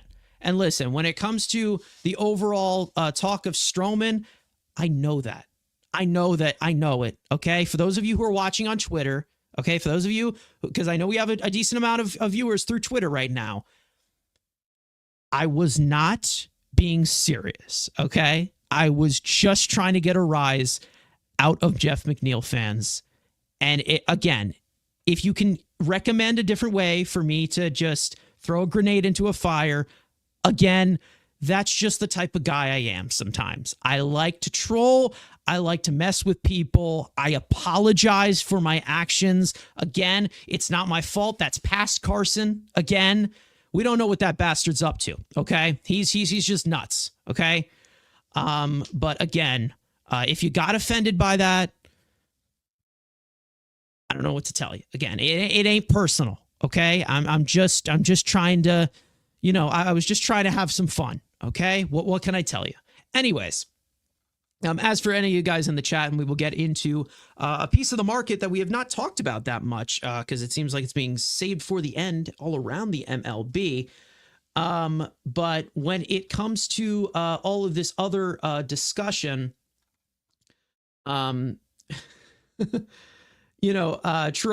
talking about Arise saying, hearing Keith call him a modern day Tony Gwynn every day will make me go insane. I expect nothing more from Keith Hernandez, considering he is the ideal representation of a baseball boomer. So that is something that he would enjoy.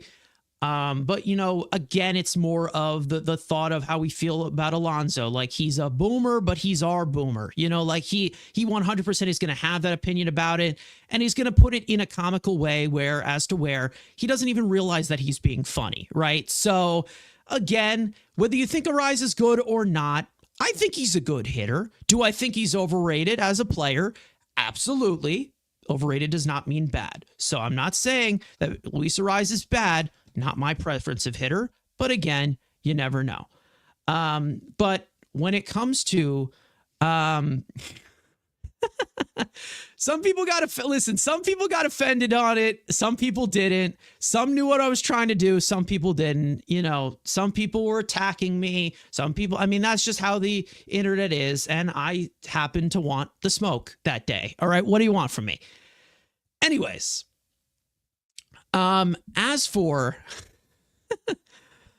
the overall conversation that I want to get into, that being the reliever market, which we really have not seen much traction on throughout the entire league, we did get a report from Will Salmon, and we did also get a kind of a discussion a little bit from a guy known as Andy Martino on SNY before that came out, saying that the Mets are indeed have interest in some of the high-end relievers. If there is a reliever of name, the Mets have checked in on him. Then we had Will Salmon confirm that the Mets did talk to Tanner Scott and that they are, willing to go maybe a little bit more of the extra mile as compared to last year, where they went with more reclamation projects in that way of catching lightning in a bottle, with it being a very fickle position. Now, I do want to talk about Tanner Scott. I want to talk about a little bit more of the reliever market as well, that we can kind of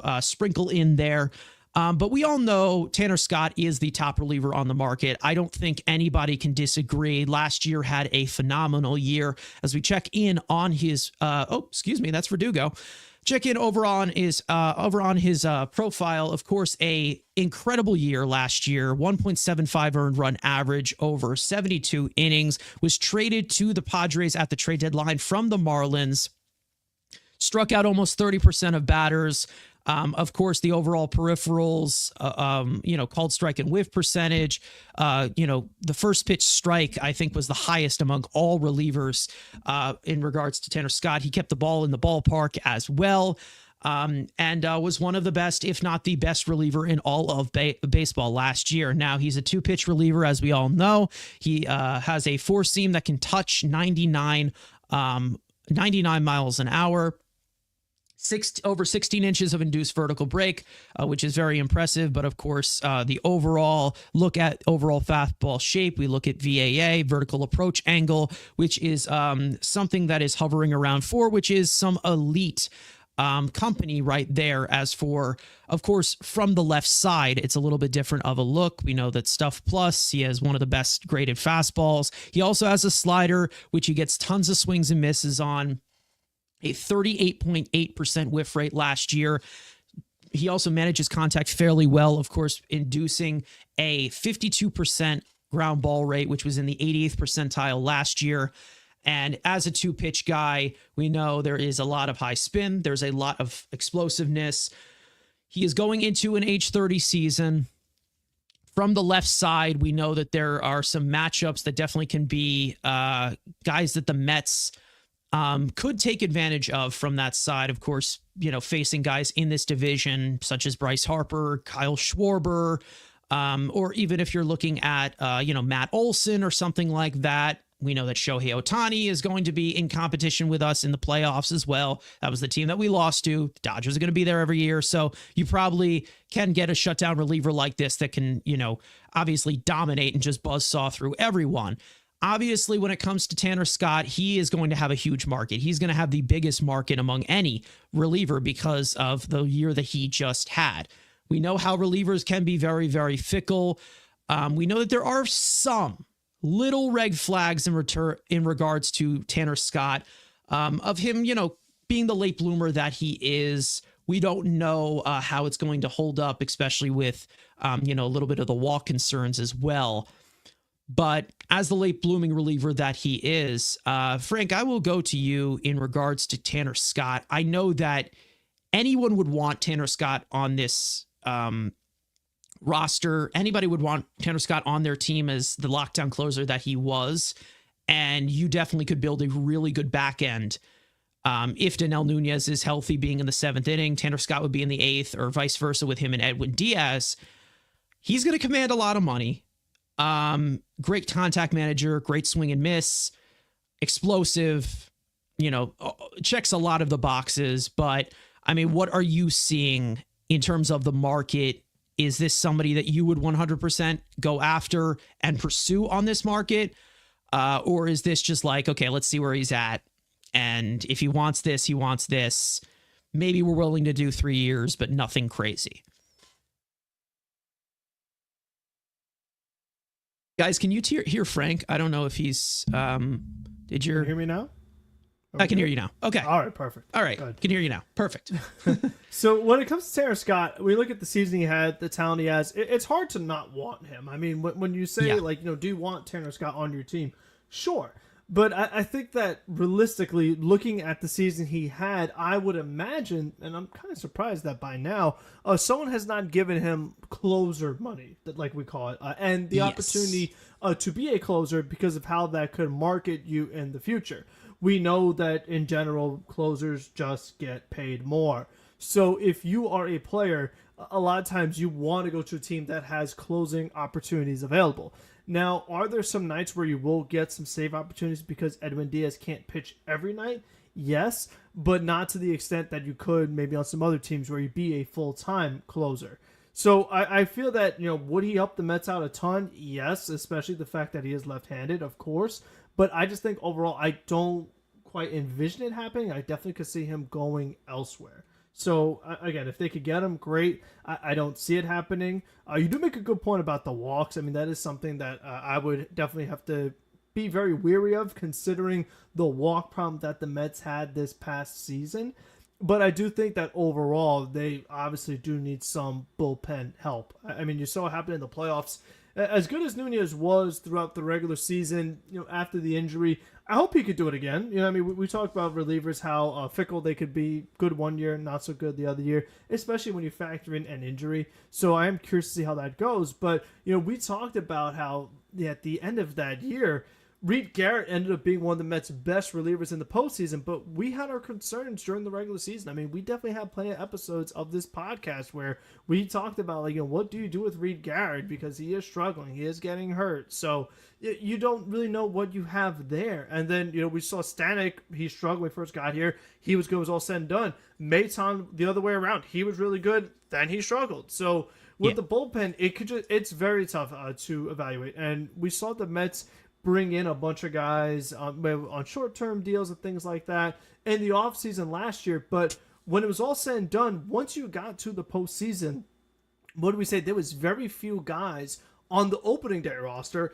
that were on the playoff roster. And same goes for guys like Adam Ottavino and other players like that. So, we have Sean Marie Foley mentioned. He's another guy that got hurt, and he's had a lot of injuries too. So with the bullpen, yes, they do need some help. But as we know, it's not something you're overspending. I feel like, this is kind of where Stearns does really well. Some may call it dumpster diving. Others, may call it trying to find the value and things like that. So I feel like I trust Stearns to find the arms, and then Ken Hefner make the most out of them.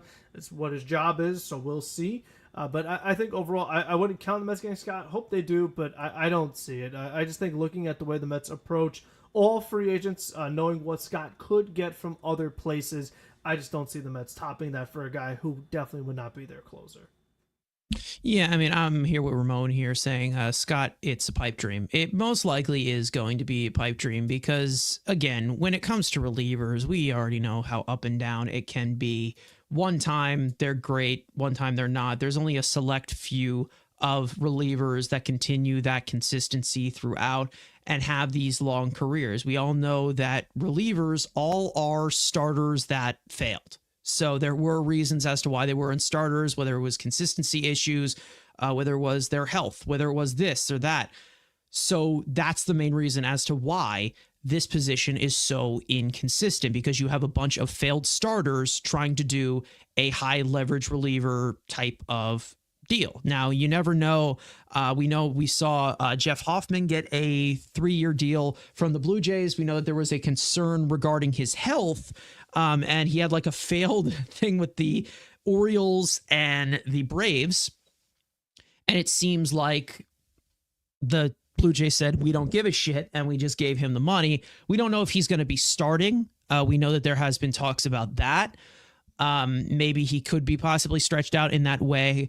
But there are definitely a good, there's a good amount of arms we have here with upside, but there are definitely some pieces they do need to add in. I don't think they need to build a full bullpen as to where they are signing all of these guys just to build an entire, Diamond Dynasty team, because I feel like you're going to have to catch lightning in a bottle somehow. I think that there are guys on this team right now who do have legitimate chances to be in the bullpen come opening day and down the stretch of the season. We all know that we can see this be pieced together as well with how Stearns has kind of approached it, because we had like 2 pitchers from the opening day roster that were on the playoff roster, like you just said. So we don't know if this is going to be the team, and committing a full-on, let's say, 4-year contract to somebody like Tanner Scott, I don't see that happening. If they were to get Tanner Scott, I would be overjoyed, because I would think he's a great pitcher. Is there risk there? Sure. There 100% is risk with pretty much any pitcher. We all know about overall consistency is a little bit more of, something that we kind of look at with relievers. Overall health-wise, a little bit more with starters. But of course, there also is the factor of Edwin Diaz being the closer of this team. And whether you like it or not, whether you think that Edwin Diaz can't be the closer, I don't know what to tell you. He's going to be the closer next year. So he's going to come into the ninth inning if he has a safe situation. Maybe he comes in against the heart of the order, which I hope is something that is also considered because he is there to do that. He was paid to do that. When it comes to Edwin Diaz going long term, we know that Tanner Scott is going to get a multi-year deal from some team. We don't know when it's going to be. But when Tanner Scott does get that multi-year deal, we know that Edwin Diaz has a player opt-out afterwards after the 2025 season. That's not going to happen. I can tell you right now, Edwin Diaz is not opting out of this contract unless he was dumb, which I don't think he is dumb. Personally, I like to think, as my favorite Met, Edwin Diaz, I like to think he's not dumb. I don't see a reliever passing up 3 years, $28 million left on your contract, possibly with a club option as well to see if you perform with some incentive. I don't see that possibly happening. But again, you never know, especially with him going into his 30s, the health concerns, whatever. I don't see that possibly happening. But if Tanner Scott is willing to be an eighth inning guy, is willing to be just a back end of the bullpen, maybe. And again, if there is a possibility to get him, sure. But I think that there still is a lot of value out there on the free agent market as to where you have upside. Maybe you can tinker with a few things because pitching, again, there is a lot of lightning in a bottle. There's a lot of risk involved with that. But then we also have a pivot as well in regards to David Stearns. Brought in Jorge Lopez, brought in Jake Diekman, brought back Adam Ottavino. All those guys had diminished roles by the end of the year. Brought in Ryan Stanek. They brought in Phil Maton. I mean, they made a lot of moves in that bullpen throughout the entire season. You never know who is on the upswing. You never know who's on the downswing. This is just the reason as to why this position is so inconsistent. Because again, all of these relievers were inconsistent starters. Unless it's a different type of deal where Ben Joyce, coming out of college, he was meant to be a reliever because he was throwing 105 miles an hour in Tennessee in college baseball. So again, there's only a top 1% of guys who you're like, okay, this is 100% going to be a reliever. Another guy that can, you can count on that possibly happening, somebody who's in our farm system, they drafted in the 8th round, Ryan Lambert. Hard thrower, explosive stuff. He's going to be a reliever. But they're most likely, when it comes to all of these guys, they even were relievers in college, they come in here, they're expected to be starters. Sometimes they fail, and because they are so inconsistent, that's the reason why they're in the bullpen, to manage the workload, to bring down the workload. Maybe that's the case in a guy like Tyler McGill, and even if Tyler McGill were to move to this bullpen, which, I mean, who knows? If he were to move to this bullpen, I don't know.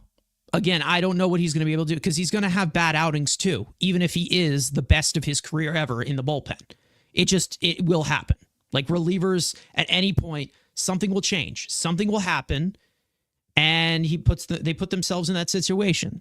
I mean, you walk a tightrope with this situation, and giving a 2-year deal to one of them, if you expect more consistency, but when it comes to Tanner Scott, who we know is going to get paid on this market, I don't see it happening. Would I love it? Sure. Because I think, lockdown in that way, the back end of the bullpen, it's important. But you never know when this is going to rise and when this is going to flop. As for the rest of the reliever market, some relievers out there that are available. Frank, if you want to go into the rest of the market, because we really haven't touched on it that much because it seems like it's something going to be more of the last resort of the offseason because not really much has moved. We know that Jose Leclerc is out there. He's been linked to a few teams, nothing crazy. We know that some other guys out there, like, again, David Robertson could be somebody that maybe they bring in because he was willing to be the 8th inning role. What was it? Last time that he was here, maybe they do try that. Who knows? Brooks Raley is available, that maybe they do try to bring him back, but he's not going to be fully healthy. It seems like he's throwing right now, but he's not really close in that regard. We know Ryan Stanek is available, who the Mets could possibly retain. You never know. But we have other free agents out there that you could possibly consider to build a little bit of a bullpen. Lucas Sims is another one with some decent upside as well. You never know what you can really catch. It's all really has to do with more of the coaching, I would say, of how you can catch lightning in a bottle with some of these relievers. And there's only a top 1%. Let's just say that. So, I mean, the rest of the reliever market, just to give a full briefing, I would say, I mean, is there anybody that you would put your eye out on as compared to just Tanner Scott being the top guy on the market? I mean, it's tough. I mean, with Robertson, as much as I've talked about him in the past, I mean, age 40, it's really risky with any player, no matter how good they are. Even though Robertson was good this past year, I just think age 40, there's always a high risk involved. Same thing with Kenley Jansen. I mean, even though Kenley probably goes in the Hall of Fame, he was not great this past season either. He definitely has some struggles. So he's age 37. Estevez, I mean, I had some concerns with him at the deadline, but he was able to kind of pull out of it, even though we gave a big grand slam to Lindor in the playoffs. But I think overall, another guy who's been a closer lately, so maybe he's still holding out for a closer deal. So, it's a lot of these guys. I mean, Floro, we liked him, but then he struggled after the deadline. So, there's a lot of these guys. There's just high risk involved with so many of them. Kirby Yates was a nice bounce back candidate. He's 38. So, a lot of the guys that, I normally would say, oh, get this guy. They've been good in the past. With a lot of their ages, there's risk involved. I mean, listen, there's another Hall of Famer on this list, Craig Kimbrell.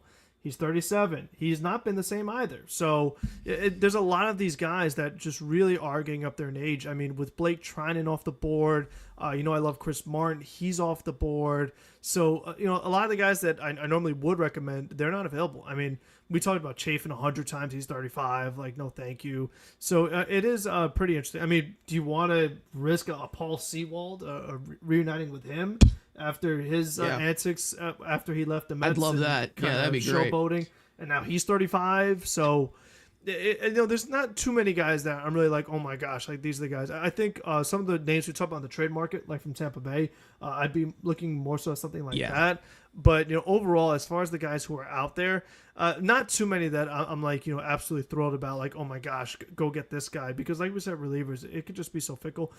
I would like to try to bring back Stanek because he was so good in the postseason. I would like to bring him back, but it all depends on the price of the relievers. If someone's gonna give him a big deal for multiple years, no. But if I could get him back on a 1 year, I would.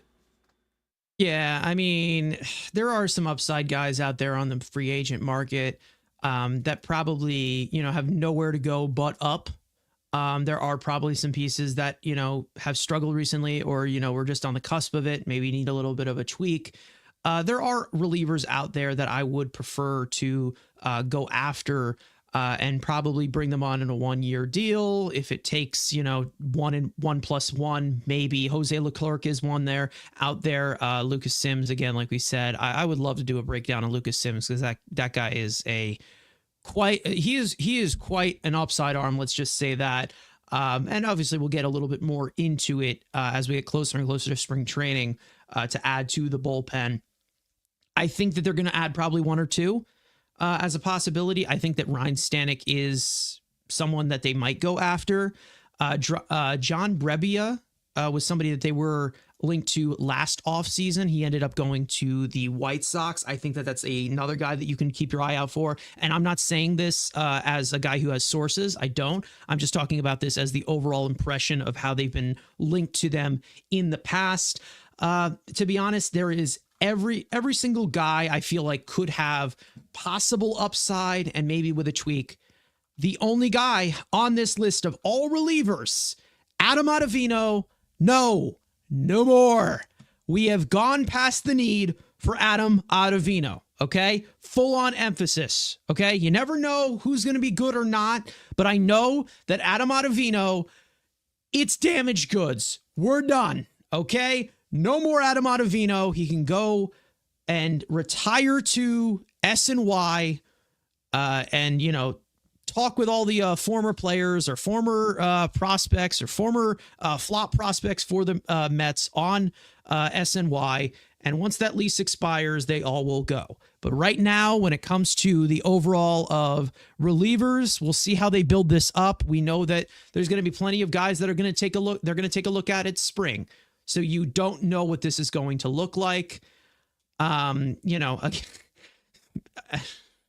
Ricardo saying Adam Ottavino needs to play pickleball in Pakistan. Listen, I'm done. I've had it in regards to a guy like Adam Ottavino. It's just like, how many times can we continue to do this?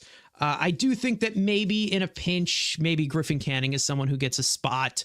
If Sean Reed-Foley is healthy, you never know. I don't know what Danny Young still is doing here. I probably would have just cut him at this point, but he's probably cost controllable. Denel Nunez is definitely going to get a first crack at it, and he definitely should be on the opening day roster if he is healthy. Obviously, Edwin Diaz is here. We don't know what's going to happen in regards to Jose Budo, if they ended up him being a long reliever or not. Reed Garrett is definitely going to have a spot here. So right now, we'll see what the depth looks like come spring training. You just never know. AJ Minter is another one out there that maybe could be somebody from the left side that could be interesting. But I would say that when it comes to Tanner Scott, there's probably a certain price that the Mets are willing to go up, considering how good he is. But there's also another factor of, we've talked about this many, many times. We have our closer. Like, we already gave them money. To, whether you agree they should have given that money or not, listen, I don't know what to tell you right now, but he's going to be here. So, and he's the highest paid reliever in all of total. So he's definitely going to be the main featured reliever here, whether you like it or not. Obviously, I'm a little bit biased in the sense where I'm like, okay, I want Edwin Diaz here. Is the contract awful? Sure, it 100% is awful, because for a reliever, it's not very well precedented. And especially with the situation we've gone through ever since he signed that deal. But when it comes to the Mets rotation and their bullpen and, the overall deep of the rotation of guys who can be in the bullpen, we'll see what happens. Matt Moore is another one that I've talked about before in the past. Could be someone from, lefty sort of matchups that could probably do a little bit better than a guy like Danny Young. Probably won't cost that much. We know that Matt Moore was a big prospect back then. We know he threw a lot harder, but he's turned out a decent back end of his career as to where he can be a solid guy out of the bullpen from the left side. Whether it's second lefty or not, I'd like to find a way to replace Danny Young and possibly just add somebody else that could be an upgrade towards maybe a guy like Sean Reed-Foley, who has failed to stay healthy. Maybe a guy, like even Jose Budo, who maybe they want to stretch him out as a starter. You don't know what they want to do in regards to that. There's tons of different options they can go after, and I think that they're going to end up signing one or two. But I don't think they're going to just okay, let's build an entire bullpen around Edwin Diaz and Denel Nunez because everybody else completely sucked or got hurt. I think if it is end up just retaining Ryan Stanek and then ending up signing Brebbia, then so be it. I think that, relievers are another thing you can look out for the deadline. But we also just never know as to taking it into full president, like a full president here for the bullpen. A lot of the guys from opening day last year were not on the roster towards the end of the season, not on the roster towards the postseason. So again, it's not going to be fully set in stone of what this bullpen is going to look like. And that's the main reason as to why I think the Scott interest is not going to be full head on of compared to some of these other teams that are willing to throw money around for these relievers. But anyways, Truho coming in here saying, got to bring back Drew Smith to give up the back-breaking homer whenever he pitches in high leverage. Yeah, sure. I mean, listen, it seems like he never will leave. So until he signs with another team, he's a Met for life. So you never know. Obviously, we have been way too hard on Drew Smith, right? So apparently, we are the worst human beings for when we criticize Drew Smith because of his great career ERA. And that's how we're going to settle it. But apparently, context does not matter at all in that discussion. But anyways, Frank, anything else on the reliever market? We'll get into some of the questions that you guys have in here, guys. Let us know of some of the questions. One more thing that I actually want to add before I kick it off to Frank here is if you guys would offer a 4-year contract to star free agent reliever Tanner Scott. We had over 125 votes in here. 60% of you are saying yes. 24% of you are saying no.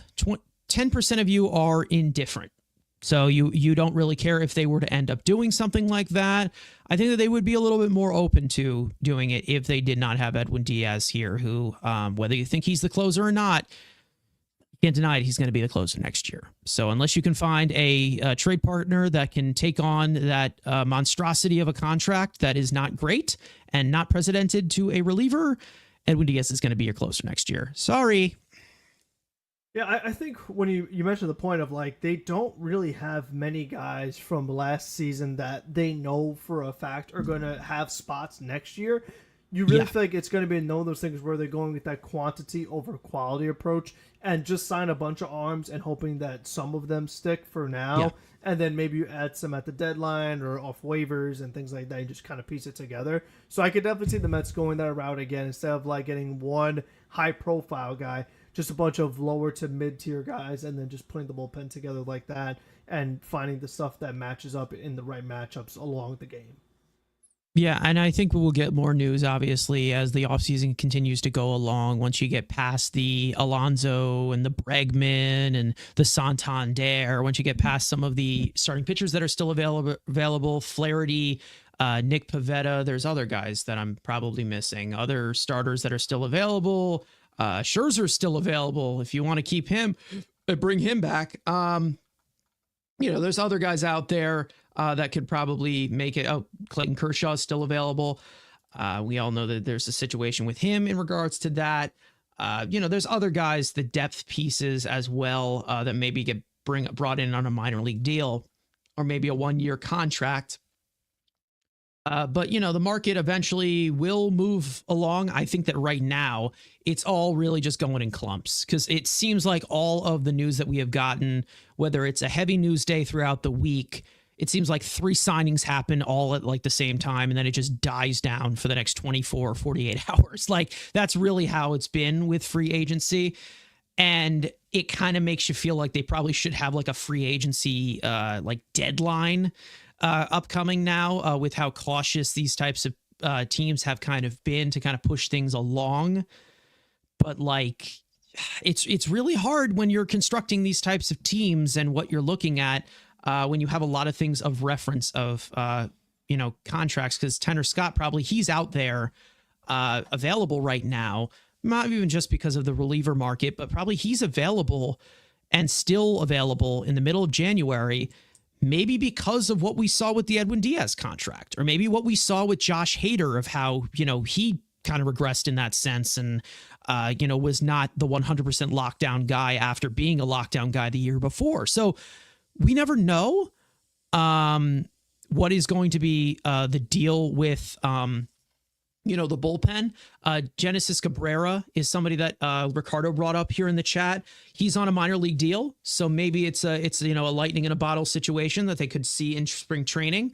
But we know that relievers are going to continue to move in and out. We've talked about this, the life of a reliever. We've seen the Mets hold on to relievers a little bit longer than they should, but they've also DFA'd a decent amount of them as well.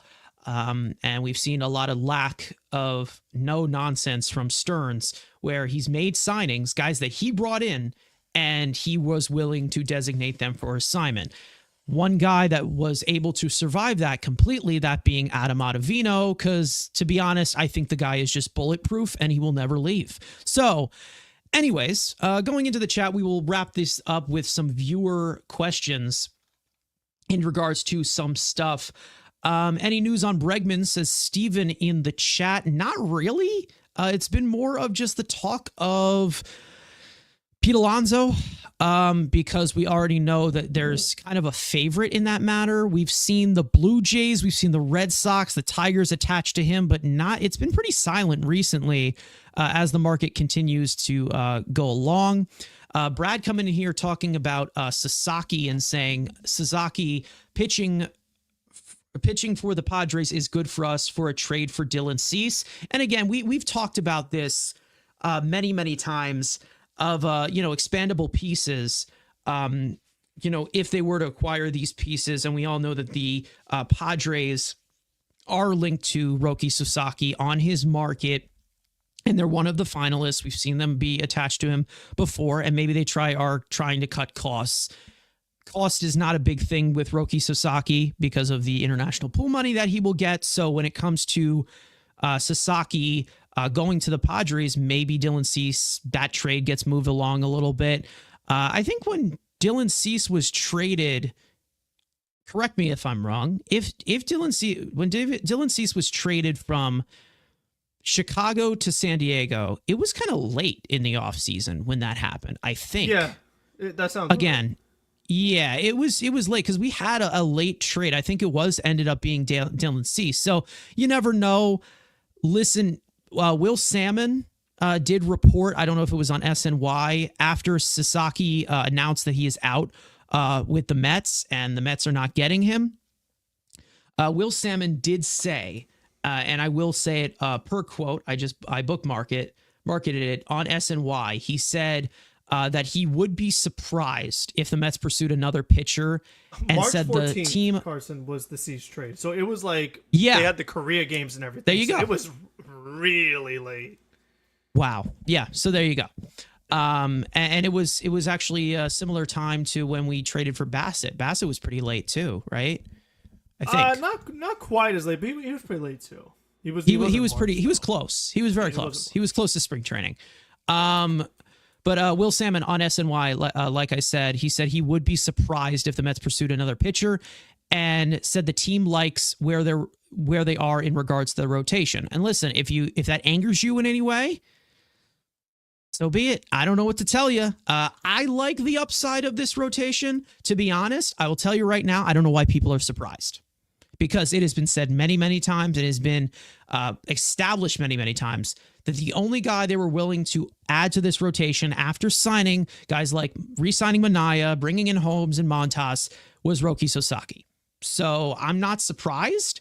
And again, I don't think that this rotation's a finished product, because I think that when it's all said and done, they're going to try and get a frontline guy at the deadline. But that is a discussion for another time.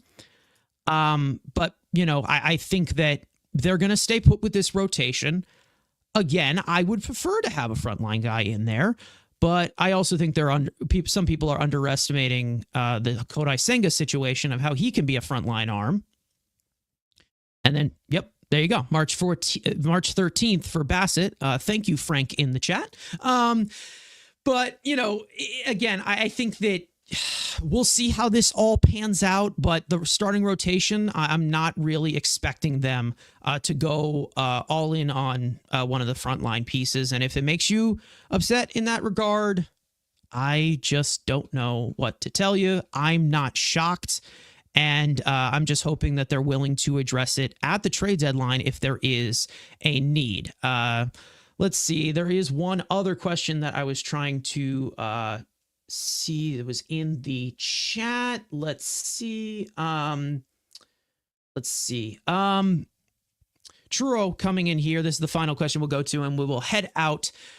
Saying, what do you think that the opening day lineup will look like? We'll probably do a full-on segment of this, like towards the end of spring training, of how everything kind of pans out, of how we look at it.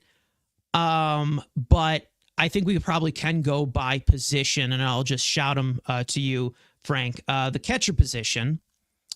It's not Omar Narvaez.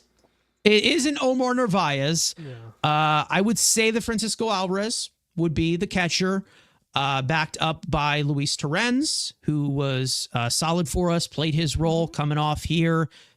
Middle of the season, he was here, replacing a guy like Omar Narvaez, who was making way more money and not doing pretty much not doing anything, and was designated for assignment. And then first base. Are we saying that Pete's going to be the first baseman? I think so. I mean, a lot of the reporters have said it. We've said it. I just don't see the alternative. I just don't see the other team that's, especially with the demands that him and Boris have, I don't see it. And I think, honestly, even as long as this thing has been drawn out, the fact that Mets even got an exclusive offer is still a good sign that, yes, Pete still does want to be a Met, even despite all this craziness that's gone on with negotiations. So I'll say yes. I think also Pete is willing to give the Mets a chance to match anything, at least. Obviously, there is a price, but I do think that Alonso will end up being the first baseman.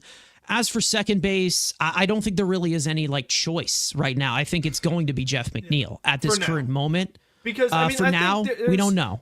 That's the thing too, is that the question of the opening day lineup versus playoff lineup of Game 1 might not necessarily be the same lineup. So that's the other thing to consider. Shortstop, it's a hard one. Yeah. It's a really tough debate, but I'm going to go with Francisco Lindor. Okay.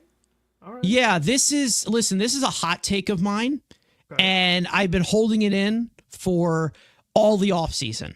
Now I can finally give it to you guys that I think that Francisco Lindor is going to be starting at shortstop on opening day. Wow. And listen, who knows? I don't know. At third base right now, I would say that it's going to be Mark Vientos. Yes. I think they're going to give Beatty a chance in spring training to prove himself. I don't think he's going to, because I just don't see anything. Regardless of your opinion on Beatty, don't care. I don't think he's good. I think Mark Vientos has earned the right to get the third base job, whether you think he's a good defender or not. It's the best thing for his development. It would affect his offense if you were to just move him to DH. We saw that happen with JD Davis. Different story, I know, but it is a real thing of overall reps as an overall player, and him being 25 years old. Again, I think I love JD, but he was not Mark Vientos, especially when you factor in the postseason thing. It's not even close, to be honest.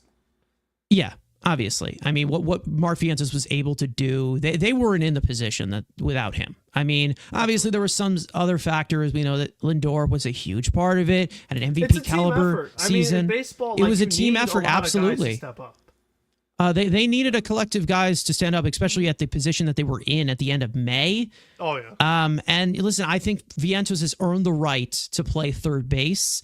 And I think that I think it more affects the second base position because, I don't like, the current guy right now at second base, not even just for his overall play, but also just the overall of kind of passing the torch or mentoring some of the young guys and being the type of presence in the locker room as Jose Iglesias is. We already talked about that, I'm pretty sure, last week or week before.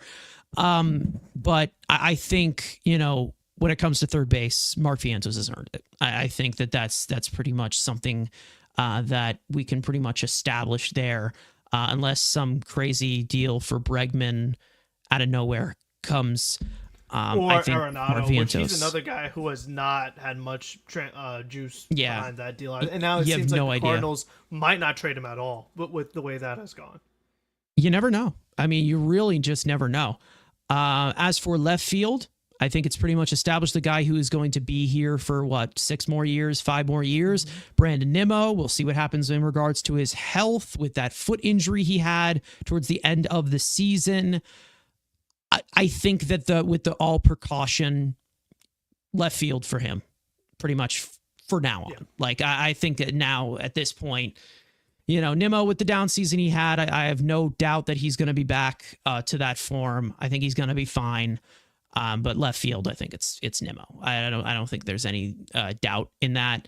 And then center field, it all really depends on who they're playing on opening day. I mean, it probably will end up being Tyrone Taylor.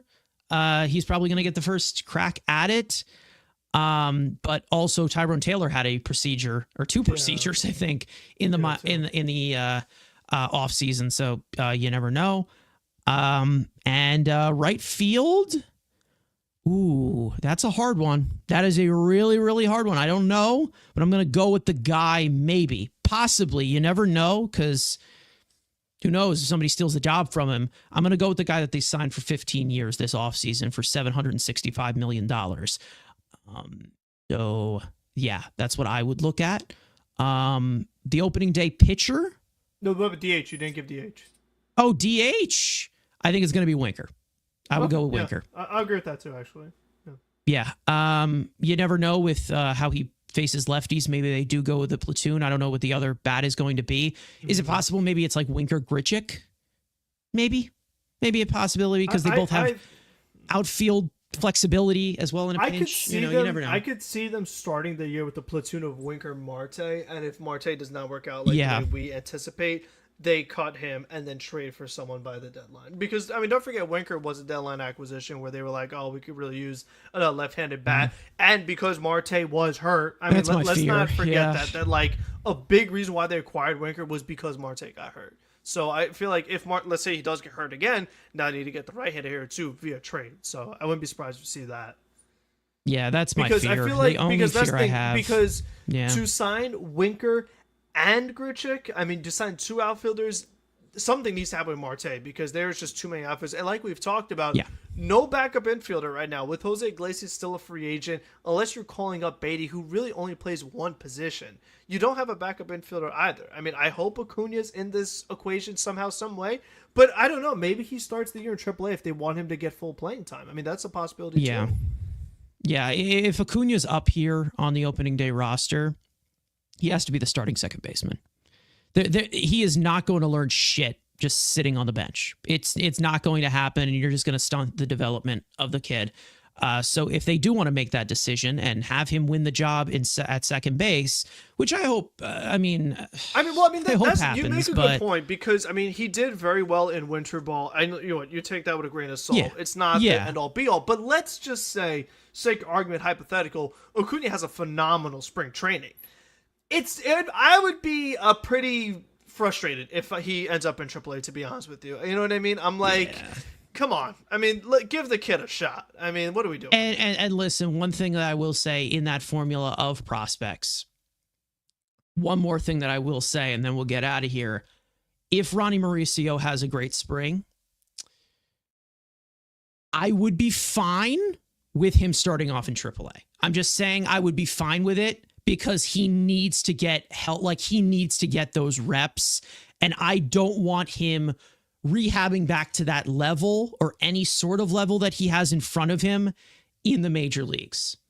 So I'm okay either way, anyway, if Ronnie Mauricio starts off in AAA. But if he has another spring like he had, 2 years ago, I don't know. You never know what's going to happen. But the surplus of infielders right now, a lot of them are young. We're going to see them on full showcase in spring, with them being in the higher levels in AAA. And we'll also get a look at Jet Williams, who has not made his major league debut yet. We'll also get a look at some of the other guys like Drew Gilbert and that as well. So you never know. You do never know. But we'll see. Jimmy B saying Acuna is the starting center fielder by July. McNeil bounces back and stays at second all year. I mean, that I don't know if it's somewhat of a hot take with McNeil, because he's a champion. But Acuna, again, in regards to Acuna and Jet, this is a whole other conversation, and I don't want to drone this thing on completely, but I just don't want them in the center field conversation. I just think it's a disaster waiting to happen. It already almost was a disaster in Arizona Fall League with Jet Williams. It's just a 5'6" center fielder, a 5'8" center fielder, no matter if they're fast or not and can get to them, running at full speed. It's an injury waiting to happen. It just is.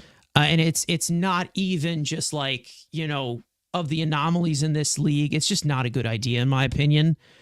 But, those certain types of tools, you can find a way to put them on the roster in any way and accolade them. Any prospect that the Mets have right now, they can accolade them to the roster.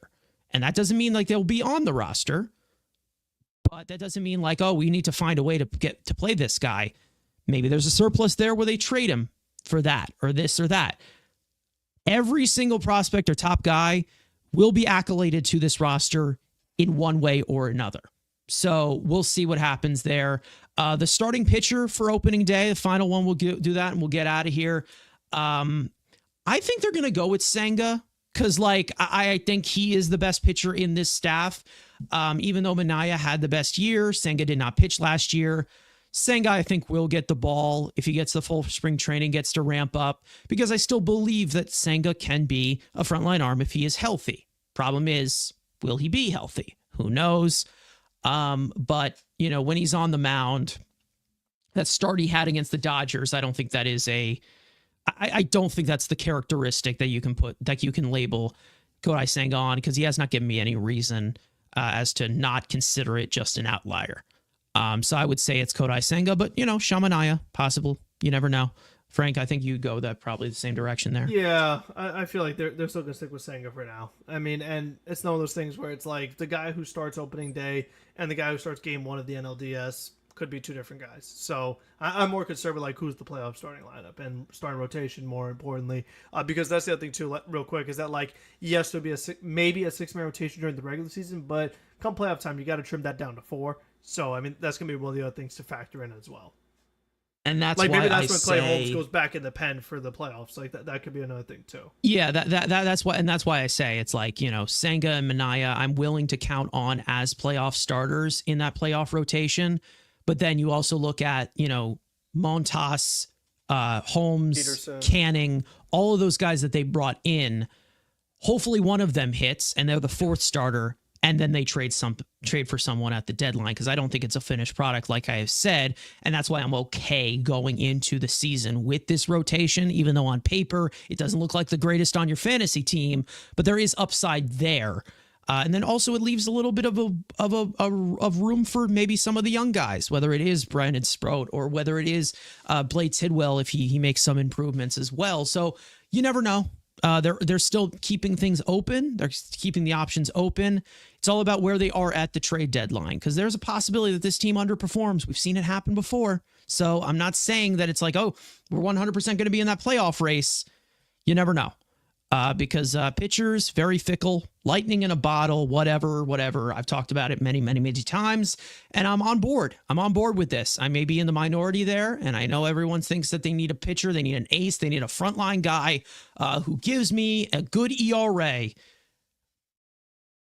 don't know what to tell you. I mean, this was all really expected going into the year of the philosophy from David Stearns. But other than that, I think we're going to wrap it up here. Frank, I'll give you your last words for the rest of the episode here.